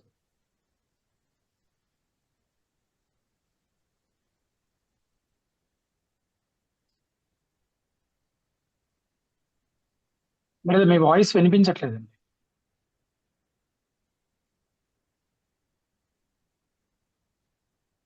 ఎస్, అన్మ్యూట్ చేసుకున్నారు కానీ మీ వాయిస్ వినిపించట్లేదు. దయచేసి మీరు ఒకసారి లీవ్ అయ్యి మళ్ళీ జాయిన్ అయ్యే ప్రయత్నం చేయండి. టిమ్ అనే ఐడి నుంచి జాయిన్ అయినటువంటి వారు మీరు అన్మ్యూట్ చేసుకొని మీ పేరు, మీ ఊరు చెప్పి మీ ప్రశ్న అడగచ్చు. Sir praise lord sir. Praise lord brother. Sir నా క్వశ్చన్ ఏంటంటే, ఒరిజినల్ సిన్ ఆడమ్ నుంచి కంటిన్యూ అవుతుందని మనం బిలీవ్ చేస్తాం కదా sir, Bible according to Bible. ఈ ఒరిజినల్ సిన్ మరియలో కూడా ఉంటది కదా, సో మరియ నుంచి యేసు కూడా ఎందుకు రాలేదు సార్? ఓకే, మీ ఇంట్రొడక్షన్ ఒకసారి చెప్తారా? అంటే వ్యూవర్స్ కోసం అని చెప్పి ఒకసారి మీ ఇంట్రొడక్షన్ చెప్తే. Timothy Eluru sir. Eluru, okay okay. Yes sir. అంటే క్వశ్చన్ ఏంటంటే సార్, అంటే ఇంకా ఆ సిన్ యేసులోకి వస్తుందా ఒకవేళ? అంటే అక్కడ శారీరకంగా మేల్ తో ఎలాంటి లైంగిక సంబంధం లేకుండానే, అంటే ఒకవేళ దీని ద్వారా ఏమైనా సిన్ వస్తుందా? అంటే మేల్ తో ఇలాంటి శారీరక సంబంధం ఉంటేనే దాని నుంచి సిన్ వస్తుందా? ఒకవేళ క్రీస్తులో పాపం లేదనుకుంటే దీని వల్ల సిన్ లేదని ఒకవేళ అంటామా అన్నది నా క్వశ్చన్. మనం అర్థం చేసుకోవాల్సింది ఏంటంటే యేసుక్రీస్తు ప్రభు కడపటి ఆదాము అని చెప్పబడ్డాడు. అవును సార్. రైట్. అంటే మొదటి ఆదాము ఎలాగైతే పాపరహితమైనటువంటి శరీరంతో తయారు చేయబడ్డాడో, కడపటి ఆదాముకు కూడా అలాంటి శరీరాన్నే దేవుడు అమర్చాడు. అంటే మరియ గర్భంలో అమర్చాడు. మీరు చెప్పినట్టుగా పురుషుల కలయిక వల్ల, స్త్రీ పురుషుల కలయిక వల్ల కలిగినటువంటి గర్భధారణ కాదు ఇది. మరి అలాంటప్పుడు శరీరం ఎక్కడి నుంచి వచ్చింది అంటే అది దేవుడు అద్భుతంగా తయారు చేసినటువంటి శరీరం. అందుకే హెబ్రీ పత్రిక 10వ అధ్యాయం 5వ వచనంలో నీవు నాకు ఒక శరీరమును అమర్చి ఉన్నావు అన్నటువంటి మాట చెప్తా ఉన్నాడు. యేసుక్రీస్తు ప్రభువే తన గురించి తాను మాట్లాడుతూ, తండ్రితో మాట్లాడుతూ చెప్తున్నటువంటి మాట ప్రవచనాత్మకంగా. నీవు నాకు ఒక శరీరమును అమర్చి ఉన్నావు అన్నటువంటి మాట చెప్తా ఉన్నాడు. అంటే అది అమర్చబడినటువంటి శరీరం, ఆయన కోసం ప్రత్యేకంగా తయారు చేయబడినటువంటి శరీరం. ఎలాగైతే ఆత్మ విషయంలో దేవుడు పాపరహితమైనటువంటి ఒక శరీరాన్ని ధరింపజేశాడో ఆదాముకి, అలాగే లేదా అంటే ఒక శరీరాన్ని తయారు చేసి అందులోనికి ప్రాణం ప్రవేశపెట్టడం అనేది ఆదాము విషయంలో చేశాడు. కానీ యేసుక్రీస్తు ప్రభు యొక్క ఉనికి ముందు నుంచే ఉంది కాబట్టి, ఆయన ఎప్పుడూ ఉన్నవాడు కాబట్టి, ఆత్మ ఉన్నటువంటి యేసుక్రీస్తు ప్రభు శరీరాన్ని ధరించి రావడం అనేది దేవుడు ఆదాముకు అద్భుతంగా శరీరాన్ని కలిగించినంత గొప్ప అద్భుతం అనమాట. అందుకే ఆయన కడపటి ఆదాముగా పిలువబడ్డాడు. అన్ని in every sense he was a second Adam. కాబట్టి పాపం ఆయనకు సంక్రమించడం అనేది సాధ్యం కాదు ఏ విషయంలో కూడా, ఏ విధంగా కూడా. Okay sir. Right. And sir అంటే ఇంకా Yeah. ఓల్డ్ టెస్ట్మెంట్ లో కూడా ఉంటది. అంటే కొన్ని చోట్ల ఫాదర్ గాడ్ ఏమంటాడంటే మీరు చేసిన శిక్ష ఏమవుతుందంటే, మీరు చేసిన పాపం మీ మీద కాన్సిక్వెన్సెస్ ఎలా వస్తాయంటే మీ పిల్లల్ని మీరు భక్షిస్తారు అని దేవుడు చెప్తా ఉంటాడు సార్. సో దీన్ని నా ఫ్రెండ్ ఒక అతను ఎలా అడిగాడంటే ఎథికల్ గా మిస్టేక్ చేసింది వాళ్ళ ఫాదర్స్ కదా, ఎందుకు దేవుడు వాళ్ళ చిల్డ్రన్ మీద ఇలా శిక్ష చూపిస్తున్నాడు, వాళ్ళు ఏం చేశారు, వాళ్ళు ఇన్నోసెంట్ కదా అని అడుగుతున్నాడు. సో దీనికి మనం ఎలా రెస్పాండ్ అవ్వాలి సార్? ఎస్, ఆ ఆజ్ఞకి మూలం ఎక్కడుంది అని అంటే నిర్గమకాండం 20వ అధ్యాయము 5వ వచనం నుండి మీరు చదివినప్పుడు అతిక్రమం చేసిన వారి మీదకి 3-4 తరాల వరకు శిక్ష తీసుకొస్తానని చెప్తున్నాడు. అది బేస్ యాక్చువల్లీ ఈ ఆలోచనకి ఇక్కడి నుంచే స్టార్ట్ అయింది అది. ఓకే, అదే 3-4 తరాలు అని ప్రత్యేకంగా చెప్పాడు. అలాగే నీతిమంతుల 1000 తరాల వరకు నేను కనికరాన్ని చూపిస్తానని కూడా చెప్తున్నాడు అక్కడ. అయితే మనం చాలా జాగ్రత్తగా పరిశీలించినప్పుడు ఇప్పుడు 3-4 తరాలు అని ఎందుకు చెప్పారు అని అంటే, ఒక వ్యక్తి చేస్తున్నటువంటి పాపంతో అతని తర్వాత తరాలు వాళ్ళు ఏకీభవించాలంటే ఎన్ని తరాల వరకు ఏకీభవించగలుగుతారు? అతను బ్రతికున్నంత వరకే కదా అతనితో ఆ పాపంలో ఏకీభవించేది వాళ్ళు. అది మహావతి అతని కొడుకు అతనితో ఏకీభవించవచ్చు, కొడుకు ఏకీభవించవచ్చు, ఇంకా ఆయుష్ ఒకవేళ ఎక్కువగా ఉంటే కొడుకు కూడా అతనితో సహకరించవచ్చు. అవును సార్. సో ఎవరైతే అతని పాప మార్గంలో నడుస్తారో వాళ్ళు కూడా ఆ పాపంలో పాలిభాగస్తులు కాబట్టి వాళ్ళ మీదకి శిక్ష తీసుకొస్తాడు. Okay sir. కానీ నీతిమంతులుగా ఉన్న పిల్లల మీద కూడా పాపులైనటువంటి తండ్రుల దోషాన్ని తీసుకొస్తానని ఎక్కడ చెప్పలేదు దేవుడు. అవును సార్. అంటే మీరు ఇప్పుడు మనము రాజుల గ్రంథం ఒకవేళ చదివితే కనుక సార్, ఒక రాజు దుర్మార్గుడుగా ఉంటాడు, దేవునికి వ్యతిరేకంగా తిరుగుబాటు చేసినటువంటి రాజుగా ఉంటాడు. కొడుకు చాలా నీతిమంతుడుగా ఉంటాడు. అతని కాలంలో దేవుడు సమాధానాన్ని అనుగ్రహించినట్టుగా చూస్తాం మనం. మళ్ళీ అతని కొడుకు దుర్మార్గుడుగా ఉంటాడు, అతని కాలంలో చాలా రకాలైనటువంటి శ్రమలు రావడం చూస్తాం. అంటే నీతిమంతుడిగా ఉన్నటువంటి వ్యక్తి విషయంలో నువ్వు నీతిమంతుడు అయినా నీ తండ్రి దుర్మార్గుడు కాబట్టి నేను నిన్ను శిక్షిస్తానని ఎక్కడ చెప్పలేదు దేవుడు. అవును సార్. ఇక్కడ ఎథికల్ గా క్వశ్చన్ అరైజ్ అవ్వట్లేదు అనమాట, ప్రాబ్లం ఏం లేదు. అవును sir. Right, thank you brother. తర్వాత రవిచంద్ర అనే ఐడి నుంచి జాయిన్ అవుతున్నారు. మీరు అన్మ్యూట్ చేసుకొని మీ పేరు మీ ఊరు చెప్పి మీ ప్రశ్న అడగండి.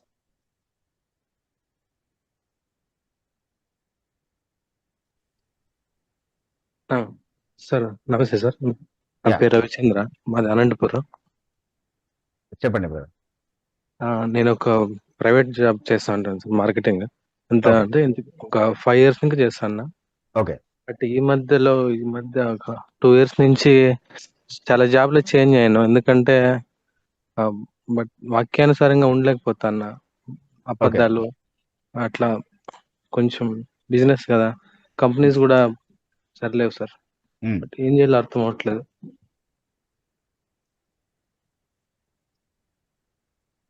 అంటే మీ జాబ్ సిచ్యువేషన్స్ ఏంటో మాకు తెలియదు, కానీ ప్రతి ఉద్యోగంలో కూడా ఉన్న సమస్య అది. అంటే ఏదో ఒక కోణంలో వాక్యానుసరమైనటువంటి నియమాలకి రాజీ పడేటటువంటి శోధన కానీ ఒత్తిడి కానీ ఎదుర్కోకుండా బయటికి వెళ్ళి ఉద్యోగాలు చేసేటటువంటి పరిస్థితి లేదు ఇప్పుడు. ఈ దేశంలోనే కదా, ఎక్కడైనా సరే క్రైస్తవ దేశాలుగా గుర్తించబడుతున్నటువంటి దేశాలు కూడా అట్లాగే ఉంటుంది పరిస్థితి, ఎక్కడైనా అంతే. సో ఖచ్చితంగా దాన్ని ఎదుర్కోవాల్సినటువంటి విషయమే అది. అంటే జాబ్స్ మీరు మారినంత మాత్రాన దానికి పరిష్కారం దొరకదు. మీకు ఫర్మ్ గా స్టాండ్ తీసుకోవడం వల్ల మాత్రమే ఏదైనా చేయగలుగుతారు. ఫర్మ్ గా స్టాండ్ తీసుకున్న తర్వాత వాళ్ళే మిమ్మల్ని కొనసాగించడానికి ఇష్టపడకపోతే అప్పుడు వేరే ప్రత్యామ్నాయం ఏమీ ఉండదు. కానీ మీరు ఒక శోధన వస్తుంది కాబట్టి, లేకపోతే ఒక శ్రమ వస్తుంది కాబట్టి నేను జాబ్ మారాలి అని అనుకుంటే ప్రతిసారి మారాల్సి వస్తుంది అట్లాగే. అదే మీరు ఇప్పుడు చెప్పారు కూడా మీ అనుభవంలో.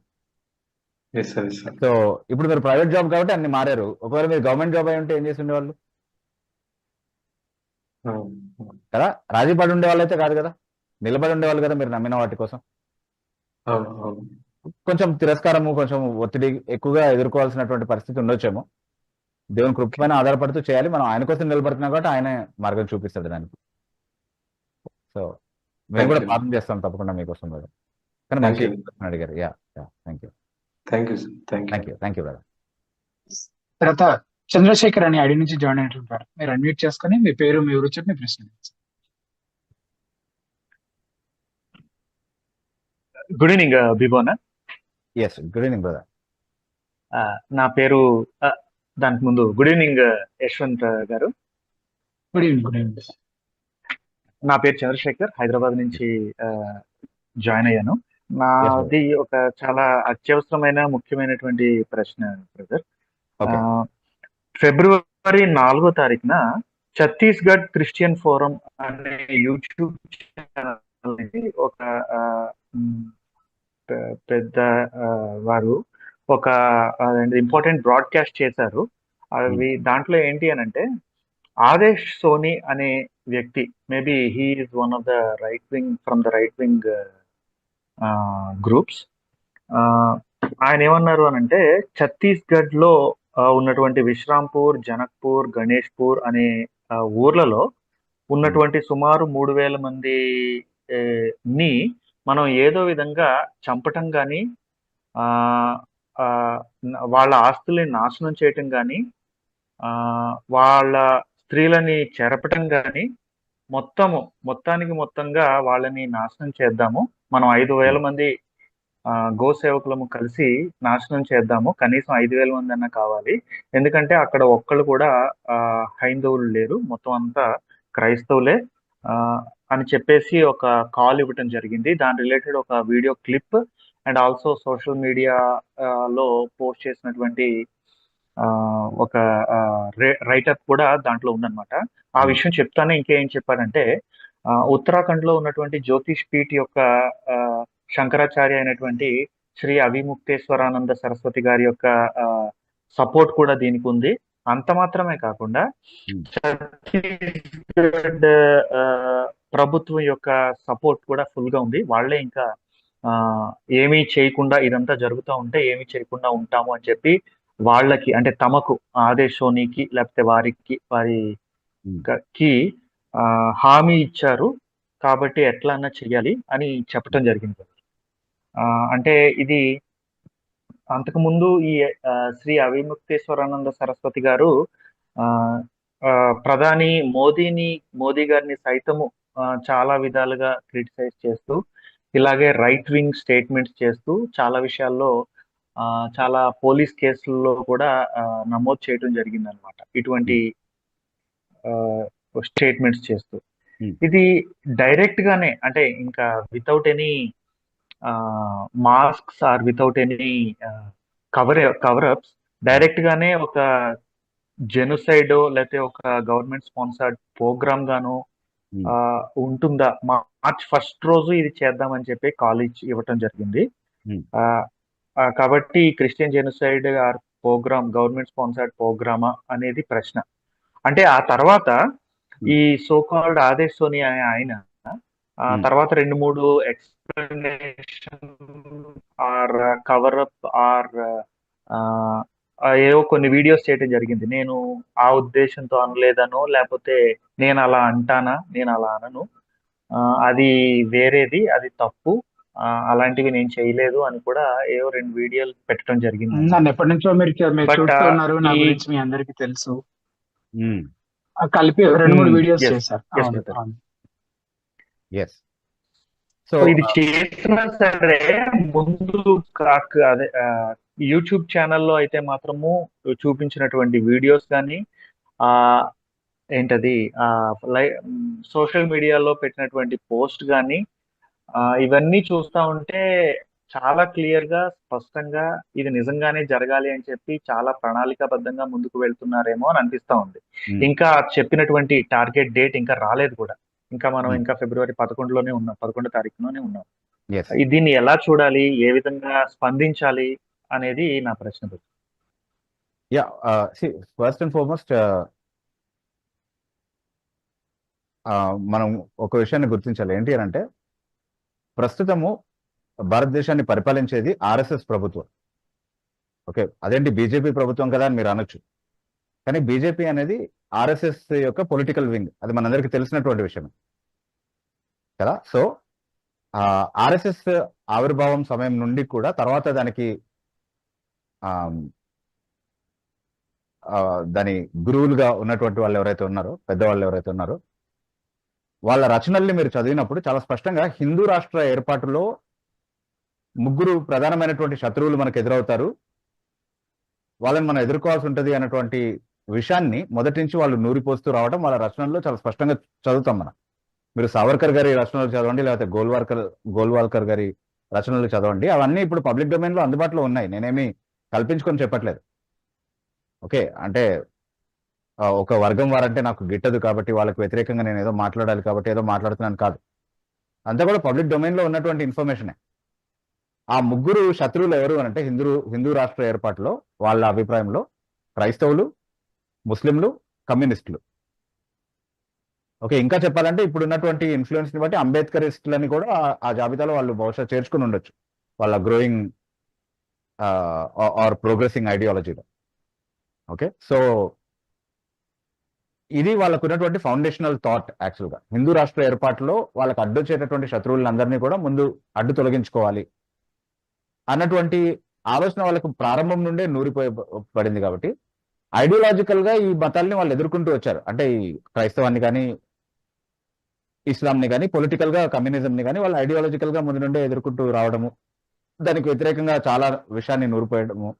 ఇప్పుడు చాలా ప్రాంతాల్లో అసలు క్రైస్తవులన్నా ముస్లింలన్నా చిన్న చూపు, కనీసం మనుషులుగా కూడా చూసేటటువంటి పరిస్థితి లేకుండా ఉండడము, వాళ్ళకి అద్దెకి ఇల్లు ఇవ్వకపోవడము, లేకపోతే వాళ్ళని ఉద్యోగాల్లో పెట్టుకోకపోవడము, కొన్ని ప్రైవేట్ జాబ్స్ లో కావచ్చు, అట్లాంటివి ప్యూర్లీ అంటే small scale and private jobs ఏవైతే ఉన్నాయో వాటిల్లో వాళ్ళని ఉద్యోగాల్లో చేర్చుకోకపోవడము, వాళ్ళతో సోషల్ కమ్యూనికేషన్స్ ఉండకపోవడము, వాళ్ళని ఆస్ట్రసైజ్ చేయడము, వాళ్ళని అవకాశం దొరికినప్పుడు అటాక్ చేయడము వాళ్ళ రిలీజియస్ డ్యూటీస్ లో ఉన్నప్పుడు.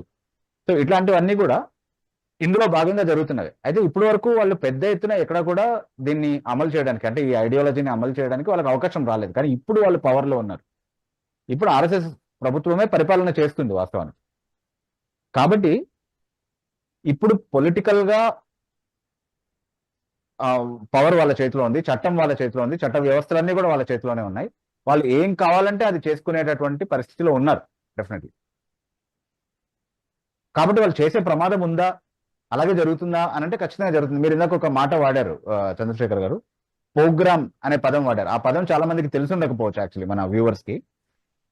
ప్రోగ్రామ్ అంటే అది ప్రోగ్రామ్ కాదు. ఓకే, ప్రోగ్రామ్ అని వినబడుతుంది చాలా మంది. ప్రోగ్రామ్ కాదు, పిఆర్ లేదు, ప్రోగ్రామ్. ఓకే, ప్రోగ్రామ్ అనేది ప్రభుత్వమే ఉద్దేశపూర్వకంగా ఒక వర్గానికి వ్యతిరేకంగా ఉండి దాన్ని నిర్మూలన చేసే విధంగా ఊచకోత కోయించడం అన్నటువంటి ఒక ప్రణాళికబద్ధమైనటువంటి దాడి ఏదైతే ఉందో ప్రభుత్వము ద్వారా నిర్వహించబడేటటువంటి దాడి, దాన్ని ప్రోగ్రామ్ అంటారు. ఎథనిక్ క్లెన్సింగ్ కోసం, అంటే ఒక వర్గం వారు ఆ దేశంలో ఉండకుండా చేయడం కోసం, వాళ్ళని రూపుమాపడం కోసం, పూర్తిగా అక్కడ వాళ్ళ ప్రభావం ఏమీ లేకుండా చేయడం కోసం అలాంటి పని ఏ ప్రభుత్వమైనా చేయొచ్చా అంటే సాధారణంగా చేసే అవకాశం ఉంది. మనం వినుంటాం కదా, ఐసిస్ వారు అదేంటి వాళ్ళు మంచి పవర్ లో ఉన్నటువంటి సమయంలో ఇరాక్ మరియు సిరియా దేశంలో ఉన్నటువంటి క్రైస్తవులందరినీ కూడా ఊచకోత కోసారు అన్నటువంటిది చూసాం మనం. ఐసిస్ ప్రభుత్వం అక్కడ ఉంది ఆ టైంలో. That is a program. Okay, అట్లాంటి ఒక పని ఏ ప్రభుత్వమైనా చేసేటటువంటి అవకాశం ఉందా? వాళ్ళ పౌరులుగా ఉన్నటువంటి వాళ్ళ సొంత ప్రజల మీద, వాళ్ళు పౌరులు కాదనో వాళ్ళ పౌర స్థితిని రద్దు చేయడం ద్వారానో, లేకపోతే పరోక్షంగా ప్రభుత్వము ఇలాంటి దాడులకు చేయూతనిస్తూ అల్లరి మూకల్ని రేపి పెంచి పోషించి రెచ్చగొట్టి జనాల మీద వదిలిపెట్టి ఒక వర్గం నిర్మూలం అయ్యే విధంగా చేసేటటువంటి ప్రణాళికలు సాధ్యమా? ఈ దేశంలో అయినా ఏ దేశంలో అయినా అది సాధ్యమా అంటే ఖచ్చితంగా అది సాధ్యమే. It is possible. అంటే ప్రాక్టికలీ వాళ్ళకి కావాల్సిందంతా అది చేయగలిగేటటువంటి అధికారం వాళ్ళ చేతిలో ఉండాలి, అంతే. అది ఉన్నంత వరకు ఎవరైనా చేయగలరు, ఏ ప్రభుత్వమైనా ఆ పని చేయగలదు. సో చేస్తున్నారా అన్నది ప్రశ్న. ఇప్పుడు ఇది బయటకు వచ్చింది కదా, తర్వాత అతను వెంటనే క్లారిఫికేషన్ ఇచ్చాడు. ఏమని, నేను అలా ఏం ఉద్దేశించలేదు, నా అది కాదు, తూచని మాటలు. అంటే మనకి క్రిస్టియన్ ఫోరం వాళ్ళు విడుదల చేసినటువంటి వీడియోలో ఇతని స్టేట్మెంట్స్ ఉన్నాయి. అక్కడ క్రైస్తవులే ఉన్నారు, హిందువులు ఎవరు లేరు, అన్ని కూడా ఆయన చేసినటువంటి స్టేట్మెంట్సే. అతను రెచ్చగొట్టినటువంటి మాటలు ఉన్నాయి. మీరు ప్రస్తావించినటువంటి ఆ పీఠాధిపతి మాటలు కూడా ఉన్నట్టున్నాయి. ఆ శంకరాచార్య ఎవరైతే ఉన్నారో ఆయన మాటలు కూడా ఉన్నట్టున్నాయి అందులో. ఓకే, సో నేను కూడా చూసాను ఆ వీడియోని, ఒకసారి చూసాను. I didn't observe it as carefully as I should. కాకపోతే చాలా స్పష్టంగా మేము గౌరక్షక్స్ గా ఒక ర్యాలీ తీయాలనుకుంటున్నాము మార్చ్ 1 రోజు. అంతకుమించి అదేంటి మాకు హింసాత్మకమైనటువంటి ఆలోచనలు ఏమీ లేవు అన్నటువంటి వివరణ ఇతను ఇచ్చే ప్రయత్నం చేశాడు ఈ ఆదేశ్ ధోని అన్నటువంటి వ్యక్తి. కానీ దాన్ని ఎంతవరకు నమ్మొచ్చు, అది కూడా ఒక ఆ వ్యూహంలో భాగమే అయి ఉండొచ్చు. అంటే ఇది బయటికి వెళ్ళింది కాబట్టి ఇప్పుడు వాళ్ళ సర్కిల్స్ లోనే మాత్రమే సర్క్యులేట్ అవ్వాల్సినటువంటి ఇన్ఫర్మేషన్ వాళ్ళు ప్రణాళికబద్ధంగా చేసుకోవాల్సినటువంటి విషయం బయటికి పొక్కింది కాబట్టి ఎవరి మీద అయితే దాడి జరుగుతుందో ఆ క్రైస్తవ సమాజమే దాన్ని బయట పెట్టింది కాబట్టి వ్యూహాత్మకంగా ఇప్పుడు కాదు దాన్ని ఖండిస్తున్నాను, కావాలంటే ప్రభుత్వం కూడా చర్య తీసుకోవచ్చు అన్నటువంటి మాటలు అతను చెప్తుండొచ్చు. ఓకే, కానీ ఆ రోజు ఏం చేస్తారు, పీస్ఫుల్ గా ర్యాలీ తీస్తారు ఆ ప్రాంతాలు వచ్చేంత వరకు. తర్వాత ఏదో ఒక law and order situation create చేస్తారు, వాళ్ళే ఎవరైనా క్రియేట్ చేస్తారు. తర్వాత ఇక్కడికి వచ్చిన తర్వాత శాంతి భద్రతల సమస్య వచ్చింది, మా మీద ఏదో దాడి జరిగింది, మేము ఎదురు దాడికి దిగాము, దానివల్ల చాలా మంది ఉన్నారు కాబట్టి పరిస్థితి అదుపు తప్పిందని చెప్పి వాళ్ళు చేయాలనుకున్నటువంటి ఆ ఊచకోత, మానభంగము, వాళ్ళు చేయాలనుకున్నటువంటి ఆ పాడు పనులన్నీ కూడా చేసుకొని వస్తారు. వచ్చిన తర్వాత అది జరిగేంత వరకు ఇప్పుడు మీరు చెప్పారు కదా అడ్మినిస్ట్రేషన్ సపోర్ట్ కూడా ఉందని అతను చెప్తున్నాడు. వాళ్ళు ఏం చేయలేకపోయాం, మేము పోలీస్ ప్రొటెక్షన్ ఉండింది కానీ ఉన్న పోలీస్ బలగం సరిపోలేదు, మేము ఏం చేయలేకపోయాం అన్నటువంటి ఎక్స్ప్లెనేషన్స్ తర్వాత వస్తాయి. అదంతా షరామాములే, మనం చూస్తూ వచ్చాం. ఇలాంటి ఒక క్లాసిక్ ఎగ్జాంపుల్ మనం ఆల్రెడీ మణిపూర్లో చూసాం, లాస్ట్ ఇయర్ అంతా చూసాం. లాస్ట్ ఇయర్ అంతా కూడా జరిగింది ఏంటి అంటే అది ప్రోగ్రామ్ అంటాను నేను. ఎందుకు అని అంటే ఇప్పుడు బయటకు వచ్చింది కదా, ఇప్పుడు బిరేన్ సింగ్ రిజైన్ చేశాడు అక్కడ సీఎం. ఏ పార్టీకి సీఎం అతను? బీజేపీ పార్టీకి సీఎం. ఓకే, అంటే బీజేపీ పార్టీ సీఎం అయినటువంటి వ్యక్తి అతను తన సొంత నిర్ణయాలు తీసుకొని, డబుల్ ఇంజన్ సర్కార్ కదా అక్కడ మణిపూర్లో. అంటే సెంట్రల్ గవర్నమెంట్ లో సెంటర్లో ఏ ప్రభుత్వం ఉందో మణిపూర్లో కూడా అదే ప్రభుత్వం ఉండింది. ఆ ప్రభుత్వ ప్రతినిధి అంటే ఆ ప్రభుత్వానికి పెద్ద ఆ రాష్ట్రంలో అతనే స్వయంగా దానికి బాధ్యుడు అన్నటువంటి వీడియోస్ ఏకంగా సుప్రీంకోర్టు ముందే దాని ఆథెంటిసిటీ నిరూపించబడేటటువంటి పరిస్థితి వచ్చిన తర్వాత ఇప్పుడు రిజైన్ చేశాడు. మరి ప్రభుత్వ అధికారి, మామూలు ప్రభుత్వ అధికారి కాదనమాట, అతను రాష్ట్రానికి ముఖ్యమంత్రిగా ఉన్నటువంటి వ్యక్తి. ఓకే, అతనే స్వయంగా ఇన్సైట్ చేశాడు ఈ వైలెన్స్ ని, అతనే స్వయంగా ఎంకరేజ్ చేశాడు అని అన్నప్పుడు అడ్మినిస్ట్రేషన్ అంతా కూడా కోఆపరేట్ చేసి చేయించిందే కదా ఇది. మా ముందు నుంచే మొత్తుకుంటూ ఉన్నాం మనం ఇదే విషయం. వాళ్ళకి తుపాకీలు ఎక్కడి నుంచి వచ్చాయి, వాళ్ళకి ఆధునిక ఆయుధాలన్నీ కూడా ఎక్కడి నుంచి దొరికాయి, అవన్నీ కూడా ప్రభుత్వం వాళ్ళకి అందించినటువంటిదే. అక్కడ వచ్చినటువంటి అల్లరి ముక్కలు వాళ్ళ దగ్గర గన్స్ ఎలా ఉన్నాయి, వాళ్ళకి లైసెన్స్ ఎక్కడిది గన్స్ పెట్టుకోవడానికి? అన్లైసెన్స్ గా అంతమంది మణిపూర్లో గన్స్ పెట్టుకొని తిరిగారా ఇన్ని రోజులు? So it was a program definitely. Can such a thing repeat in Chhattisgarh? It can. Can such a thing repeat anywhere else where there is Christian population? It can. క్రైస్తవ population ఉన్నటువంటి ఇంకెక్కడైనా అది repeat అవ్వచ్చా? Muslims పైన అది repeat అవ్వచ్చా? Communist భావజాలం ఉన్నటువంటి వ్యక్తుల పైన అది రిపీట్ అవ్వచ్చా అంటే అవ్వచ్చు. అంటే ఇప్పుడు చాలా మంది కమ్యూనిస్ట్ భావజాలం ఉన్నటువంటి వాళ్ళ పైన అర్బన్ నక్సల్స్ అన్నటువంటి ముద్ర వేసి వాళ్ళని జైల్స్ లో ఉంచి వాళ్ళు దాదాపుగా చనిపోయేటటువంటి స్టేజ్కి వచ్చిన తర్వాత, కొంతమంది చనిపోయిన తర్వాత వాళ్ళ నిర్దోషులు అయినప్పటికీ కూడా వాళ్ళు చేయనటువంటి తప్పుకి శిక్ష అనుభవించాల్సినటువంటి పరిస్థితి వచ్చింది. ఓకే, వాళ్ళ సిస్టమ్స్ ని హ్యాక్ చేసి మెయిల్స్ ని ప్లాన్ చేసి మరి వాళ్ళని ఇన్క్రిమినేట్ చేసినటువంటి పరిస్థితి మనం చూసాం చాలాసార్లు. So will the RSS fulfill its ideology when it has the opportunity to do it? Of course, that is logical to believe that they will do so. ఎవరైనా అదే కదా చేస్తే, అవకాశం ఉన్నప్పుడు, ఆ అధికారం చేతిలో ఉన్నప్పుడు వాళ్ళు చేయాలనుకున్నది చేసి తీరుతారంటే ఖచ్చితంగా చేయాలనే ప్రయత్నిస్తారు.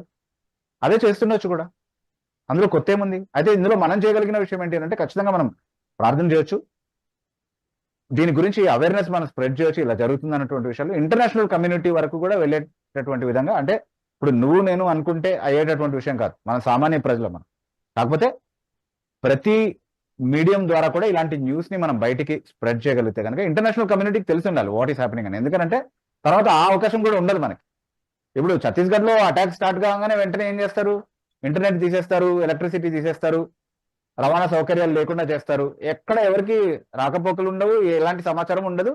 అక్కడ వాళ్ళు చేయాలనుకున్నవన్నీ చేసేంత వరకు ఆ తర్వాత ప్రభుత్వం వచ్చి అదేదో ఆపద్ బాంధవుడు లాగా ప్రభుత్వం వచ్చి ఐవాష్ గా కొన్ని రిలీఫ్ క్యాంప్స్, ఇప్పటికీ రిలీఫ్ క్యాంప్స్ లో మగ్గుతున్నటువంటి వాళ్ళు ఉన్నారు మణిపూర్లో. ఇద్దరిద్దరం అంతా చేస్తారనమాట చూపించుకోవడం కోసం. వాళ్ళు చేసే అవకాశం ఉంది, వాళ్ళే ఖచ్చితంగా చేసినారంటే. ఇప్పుడు మణిపూర్ ఎగ్జాంపుల్ తీసుకొని నేను చెప్తున్నా, అది రిపీట్ అయ్యే అవకాశం ఉందంటే రిపీట్ అయ్యే అవకాశం ఉంది. ఎందుకు లేదు? అక్కడ అవ్వలేదా? ఇంకొక చోట అవ్వదని ఎవరు గ్యారంటీ ఇస్తారు? ఇప్పుడు వీడి స్టేట్మెంట్ ఇచ్చిన తర్వాత ఏ ప్రభుత్వం రెస్పాండ్ అయ్యి మా వైపు నుంచి అలాంటిది ఏమీ లేదు, మేము అలా ఎప్పుడు చేయము, మేము అందరు ప్రజలందరూ మాకు సమానమే, మేము అందరి పక్షంగా ఉన్నాము, అలాంటిది ఎవరైనా చేసే ప్రయత్నం చేస్తే అసలు ఇలాంటి ఒక అప్రహెన్షన్ ఉంది కాబట్టి ఆ ర్యాలీకి మేము అసలు అది పీస్ఫుల్ గా చేసుకుంటామన్నా కూడా మేము అనుమతి రద్దు చేస్తున్నాము. ఆ ప్రాంతం కూడా ప్రత్యేకంగా వాళ్ళు ప్రస్తావించినటువంటి ఆ ఊర్ల ప్రాంతంలో నుండి ర్యాలీ తీయడానికి అవకాశం లేదు, మేము అలాంటి అనుమతులు ఇవ్వము, ఎందుకంటే అలాంటి ప్రమాదం సంభవించే అవకాశం ఉంది, యువతల నుంచైనా అవతల నుంచైనా అవాంఛనీయ సంఘటనలు జరిగేటటువంటి అవకాశం ఉంది, వాళ్ళు ఇన్సెక్యూరిటీ ఫీల్ అయ్యి వాళ్ళు ఏమైనా అటాక్ చేసే అవకాశం ఉంది, వీళ్ళు పగడబందీగా ప్రణాళికబద్ధంగా ఏదైనా చేయకూడనివి చేసేటటువంటి అవకాశం ఉంది, అలాంటివి మేము జరగనివ్వము, అనుమతులు మేము రద్దు చేస్తున్నాము, అలాంటి ర్యాలీ ఏమీ జరగదు అన్నటువంటి హామీ ఎవడన్నా ఇచ్చాడు ఇప్పటి వరకు బయటకు వచ్చి? ఎవడు ఇవ్వలేదు కదా. కాబట్టి జరగదని మనం ఎందుకు అనుకోవాలి? జరగచ్చు, జరిగే ప్రమాదం ఉంది, దానికి మనం సిద్ధపడే ఉండాలి ప్రతిసారి కూడా, ఎప్పుడైనా జరగచ్చు. So is there a situation of a program that is possible in India? It is possible. Is there a possibility that there can be an ethnic cleansing of a particular group? It is possible. And Manipur is my argument for that. మణిపూర్లో ఏం చెప్పారు? కాదు, అది 2 వర్గాలకు సంబంధించినటువంటిది, కుక్కీ వర్గానికి, తర్వాత what was the other thing, Meitei వర్గానికి సంబంధించినటువంటి, ఈ వర్గాలకు సంబంధించినటువంటి భూ సంబంధమైనటువంటి ఏవో గొడవలు ఉన్నాయి అని పైకి చూపించడానికి కారణాలు 100 చూపిస్తారు మనకు. కానీ టార్గెట్ చేయబడిన కమ్యూనిటీ ఏది? Christian community. ఏ ఏ స్థావరాలని అటాక్ చేశారు? చర్చెస్ ని అటాక్ చేశారు, క్రిస్టియన్ ఆర్గనైజేషన్స్ ని అటాక్ చేశారు, క్రిస్టియన్ యాక్టివిటీస్ చేసేటటువంటి చాలా ఇన్స్టిట్యూట్స్ ని, స్కూల్స్ ని అటాక్ చేశారు, అన్నిటిని ధ్వంసం చేశారు, పాడు చేశారు. ఎందుకు చేశారు? Because the attack was intended against that community, అంతే. That's no two ways about it. Okay, so చేస్తున్నారు. ఆ ఇన్ఫర్మేషన్ మనకు అవకాశం ఉన్నంతలో మనకు కూడా అబ్రాడ్ లో మన రిలేటివ్స్ ఉంటారు, ఫ్రెండ్స్ ఉంటారు, వాళ్ళకి చెప్పండి, వాళ్ళకి తెలిసినటువంటి మాధ్యమాల ద్వారా న్యూస్ ని బయటికి వెళ్ళనివ్వండి. ఆ క్రిస్టియన్ ఫోరం వాళ్ళు విడుదల చేసినటువంటి ఆ వీడియోని షేర్ చేయండి, వైరల్ చేయండి. అట్లీస్ట్ అంటే మన వైపు నుంచి మనం చేయగలిగే ఏ కొంచెమైనా మనం చేయగలిగితే. నాకు తెలియదు, అంటే many things are going on in my mind. అంటే యాజ్ అ కామన్ పర్సన్, ఏమీ చేయలేనటువంటి, కేవలం ఆలోచించగలిగేటటువంటి ఒక వ్యక్తిగా చాలా ఆలోచనలు నా మనసులో వెళ్తున్నాయి. వెళ్ళిపోయిన తర్వాత చాలా మందిని శరణార్థులుగా మనం చేర్చుకోవడానికి ఇష్టపడుతున్నాం కదా. నిజంగా ప్రమాదం ఉన్నప్పుడు కొంతకాలము వాళ్ళకి ఎక్కడైనా అంటే శరణం కల్పించడం అనేది ఆ ప్రజలకి, అట్లాంటివి మనం చేసే అవకాశం లేదా? అంటే గవర్నమెంట్ ప్రొటెక్టెడ్ సెక్యూర్డ్ ఏరియాస్ కి వాళ్ళని షిఫ్ట్ చేసే అవకాశం లేదా? ఒక ఫ్లడ్ కానీ, ఒక నేచురల్ కెలామిటీ కానీ సంభవించేటటువంటి ప్రమాదం ఉన్నప్పుడు ఎలా అయితే ఒక సురక్షిత ప్రాంతానికి వాళ్ళని తరలించేటటువంటి ప్రయత్నాలు చేస్తారో అట్లాంటివి ఏం చేయరా? I don't know whether those things are practical. But if the government was transparent about its commitment to, అంటే సబ్కా సాత్ సబ్కా వికాస్ అని ఏదైతే చెప్తున్నారో, మాకు అందరూ ఒకటే, మేము సెక్యులర్ అని ఏదైతే చెప్తున్నారో, ఓకే, అదంతా కూడా ఒకవేళ నిజమైతే కనుక they have to prove, they have to come clean and show that they stand against these vigilante groups. ఈ గౌరక్షక్స్, ఆ రక్షక్, ఈ రక్షక్ అని ఎవడెవడైతే వస్తున్నాడో వాళ్ళందరికీ కూడా వ్యతిరేకంగా మేము ఉన్నాము, మేము మా సిటిజన్స్ ని మేము ప్రొటెక్ట్ చేసుకుంటాం అన్నటువంటి అష్యూరెన్స్ వాళ్ళు ఇవ్వగలిగారు. ఇప్పటివరకు అట్లాంటి అష్యూరెన్స్ ఏం రాలేదు. కాబట్టి డెఫినెట్లీ సస్పెక్ట్ చేయాల్సినటువంటి అవసరం అయితే ఉంది. ఖచ్చితంగా ప్రభుత్వం అది చేస్తుంది ఇప్పుడు అని నేను చెప్పట్లేదు, కానీ చేసే ప్రమాదం ఉందా అంటే ఉంది. ఎందుకంటే పాస్ట్ రికార్డ్ అట్లా ఉంది కాబట్టి, దేన్నైనా మ్యానిపులేట్ చేసి చూపించగలిగేటటువంటి పరిస్థితి కూడా వాళ్ళ దగ్గర ఉంది కాబట్టి డెఫినెట్లీ అలా చేసే ప్రమాదం అయితే ఖచ్చితంగా ఉంది. So very very important question కాబట్టి ఎక్కువ సమయం తీసుకున్నాను. I think it's definitely important and we must all pray about it. అందరూ దాని గురించినటువంటి ఇన్ఫర్మేషన్ షేర్ చేయాల్సినటువంటి అవసరం ఉంది. ఆ వీడియో లింక్ కూడా ఈ పర్టికులర్ గా ఈ ఎపిసోడ్ కి సంబంధించినటువంటి, లేకపోతే ఈ పర్టికులర్ క్వశ్చన్ ని నేను సెపరేట్ గా ఒక క్వశ్చన్ గా కట్ చేసి ప్రజెంట్ చేసే ప్రయత్నం చేస్తాను. దాంట్లో కూడా ఆ వీడియో లింక్ నేను ప్రొవైడ్ చేస్తాను, so that you can do the needful from your side, whatever you can do. Right, thank you for that very important question brother Chandrashekar. గారు థ్యాంక్ యూ బ్రదర్. అది చాలా గంభీరమైనటువంటి విషయము. ప్రార్థన చేయాలి, మీరు అన్నట్టు ఏ విధంగానైనా సరే సహాయం చేయాలి. Thank you brother. Thank you brother. తర్వాత లైవ్ లో వెంకీ అనే ఐడి నుంచి అడిగినటువంటి ప్రశ్న, brother could you kindly explain the రేమా theology and how it relates to Romans 10:17 and Ephesians 6:17? What theology? Also is the Rema. Also is the practice of Rema outside of the spoken word, that is the Bible, considered a cult? Out side the word అని ఒకవేళ ఎవరైనా చెప్తున్నారంటే brother, అంటే వాక్యానికి మించి, అంటే అందులో ఏదో మర్మయుక్తమైనటువంటి ఒక భావం ఉంది, అది ప్రత్యేకంగా కొందరికి మాత్రమే అర్థం అవుతుంది, దాన్ని రేమా అని పిలుస్తుంది బైబిల్ అని ఒకవేళ మీకు ఎవరన్నా చెప్తున్నారంటే అది డెఫినెట్లీ కల్టే. ఓకే, సో దాని విషయంలో జాగ్రత్తగా ఉండండి.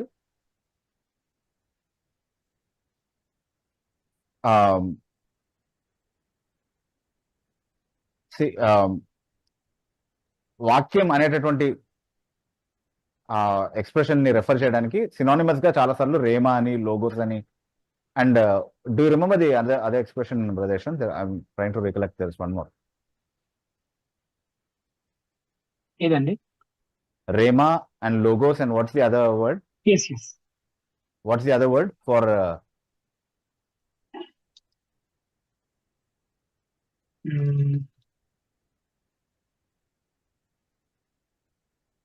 నాకు కూడా అవి రెండే గుర్తున్నాయండి ప్రస్తుతానికి. అంటే వర్డ్ కోసం వాక్యం అనేటటువంటి పదాన్ని సినానిమస్ గా చాలా పదాలు వాడి ఎక్స్ప్రెస్ చేస్తుండొచ్చు. పదంలో డిఫరెన్స్ ఉన్నంత మాత్రాన వాటి సిగ్నిఫికేషన్ లో ఏదో డిఫరెన్స్ ఉంది అని అనుకోవడానికి లేదు. అదే రేమా and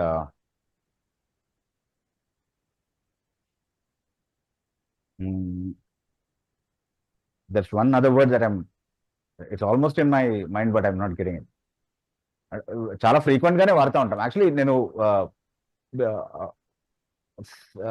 since I'm unable to get hold of the word immediately, నేను ఆల్రెడీ ఈ రేమాకి the other expression that is there, ఈ రెండింటికి మధ్యలో నేను డిఫరెన్స్ చెప్పినటువంటి ఒక సందర్భం ఉంది.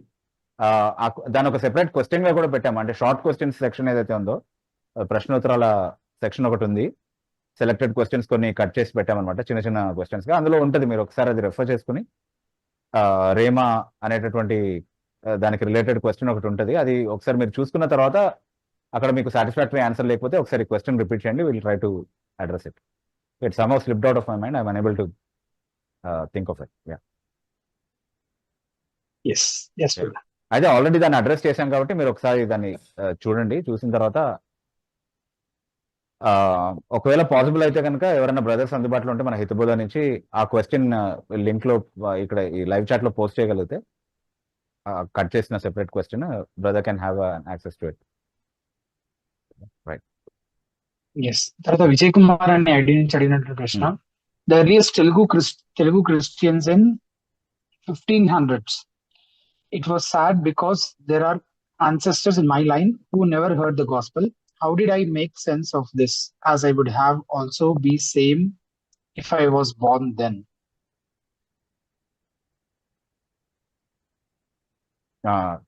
Translate the question, Bradeshan. నాకు పూర్తిగా అర్థం కాలేదు బ్రదర్, ఒకవేళ correct me if I am wrong. అంటే నా పూర్వీకుల గురించి ఆలోచిస్తే కొంచెం విచారంగా ఉంది, ఎందుకంటే వాళ్ళలో చాలా మంది సువార్తే వినలేదు. ఒకవేళ నేను అప్పుడు పుట్టుంటే నా పరిస్థితి కూడా అలాగే ఉండేదేమో కదా. దీన్ని నేను దీని గురించి ఎలా ఆలోచించాలి అసలు?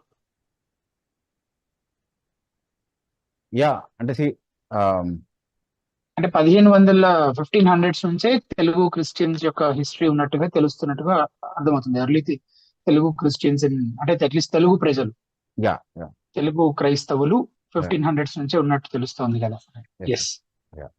అంటే ఒక విషయం మాత్రమే చెప్పగలను, అంటే దేవుడు సువార్త ఒక గ్రూప్ ఆఫ్ పీపుల్ కి వినిపించే ఏర్పాటు చేయలేదు అని అంటే, ఆయన సార్వభౌమాధికారంలో వాళ్ళకి ఆ పరిష్కారం ఆయన ఇవ్వాలని ఉద్దేశించలేదు అని ఆయన కోణం నుండి, అంటే దేవుని కోణం నుండి మాత్రమే ప్యూర్లీ మాట్లాడితే డెఫినెట్లీ మనం అర్థం చేసుకోవచ్చు. ఓకే, దానికి మనం ఎక్స్ప్లెనేషన్ ఎలా ఇస్తాము? But is there any fairness in God? I mean judging those people and giving them up to punishment అని అంటే, మనం ఇందాక చూసాం. అంటే ఫస్ట్ క్వశ్చన్ ఈ సెషన్ లో, I think first or second question ఒక బ్రదర్ అడిగారు కదా, జాన్ అనే బ్రదర్ అడిగారు. అంటే పాపం కారణంగా శిక్షావిధికి లోనవుతాం, సువార్తను తిరస్కరించడం కారణంగా కాదు. అయితే సువార్త ఒక పరిష్కారంగా ఉన్నప్పుడు ఆ పాపం నుండి తప్పించుకోవడానికి ఆ పరిష్కారం ఖచ్చితంగా అందరికీ ఇచ్చి తీరాలన్నటువంటి నియమం అయితే ఏమీ లేదు. ఆ ఇచ్చేవాడి ఇష్టం పైన ఆధారపడి ఉంటుంది. అయితే ఈ రోజు మనం ఆలోచించాల్సిన కోణం ఏంటి అంటే, నాకు అది వినడానికి అవకాశాన్ని కల్పించాడు, నమ్మటానికి అవసరమైనటువంటి విశ్వాసాన్ని అనుగ్రహించాడు, మారు మనసు తట్టుకు తిరగగలిగేటటువంటి హృదయాన్ని నాలో పుట్టించాడు. దాన్ని బట్టి నేను ఆయన్ని స్తుతించాలి తప్ప ఇవ్వని వాళ్ళ గురించి మనం ఆలోచించడం అనేది that is not our business to actually even think of. ఈ ప్రపంచంలో ఈ రోజుకి కూడా సువార్త అందనటువంటి వాళ్ళు ఉంటారా అంటే ఖచ్చితంగా ఉంటారు. Can we do anything about it? No. Okay సరే, నేను వెళ్ళి ప్రకటించాలి, అది నా బాధ్యత అని అనుకుంటే ఒక ప్రాంతానికి వెళ్ళగలుగుతాను, ఒక జనాంగానికి నేను బోధించగలుగుతాను. మరి మిగతా వాళ్ళ సంగతి ఏంటి? Who is the one who is sending? వాళ్ళు పంపబడకపోతే ఎలా సువార్త ప్రకటిస్తారు? ఈ ప్రశ్నలన్నీ కూడా రోమన్స్ 10లో మనము అడుగుతా ఉన్నారు కదా, 17వ వచనం నుండి. సో అంటే ఎవరు వాళ్ళని పంపించేది, ఎవరు సువార్త వినిపింపజేసేది, ఆ పనంతా చేసేది ఎవరు అంటే it is God who does it.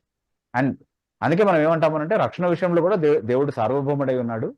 ఆయన ఎవరి ఎడల కనికరం చూపించాలని తన ప్రణాళికలో నిర్ణయించుకున్నాడో వాళ్ళకి ఖచ్చితంగా సువార్త వినిపించి రక్షించేటటువంటి కార్యాన్ని చేస్తాడు. మిగతా వాళ్ళని ఆయన న్యాయంగానే శిక్షా విధికి లోను చేస్తాడు.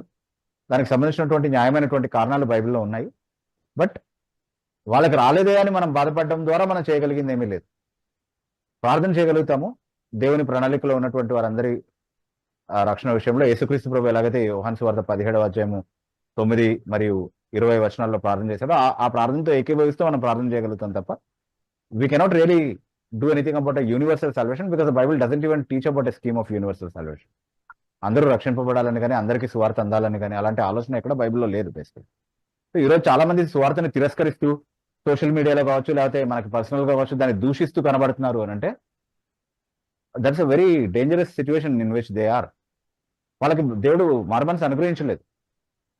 వాళ్ళు సువార్త వింటున్నప్పటికీ, బైబిల్స్ వాళ్ళ చేతిలో ఉన్నప్పటికీ కూడా వాళ్ళు బైబిల్ని చాలా బాగా విశ్లేషించి దాంట్లో పొరపాట్లు తయారు చేయగలిగేంత వక్రీకరణ చేయగలిగే విధంగా బైబిల్ని వాళ్ళు అర్థం చేసుకున్నప్పటికీ కూడా అందులో ఉన్నటువంటి సత్యానికి వాళ్ళు లోబడట్లేదు అని అంటే you know that they are left to their own hardness of the heart. Their eyes are closed, their ears are deaf, their hearts are hardened, and they will be given over to punishment, to a reprobate mind. Yes.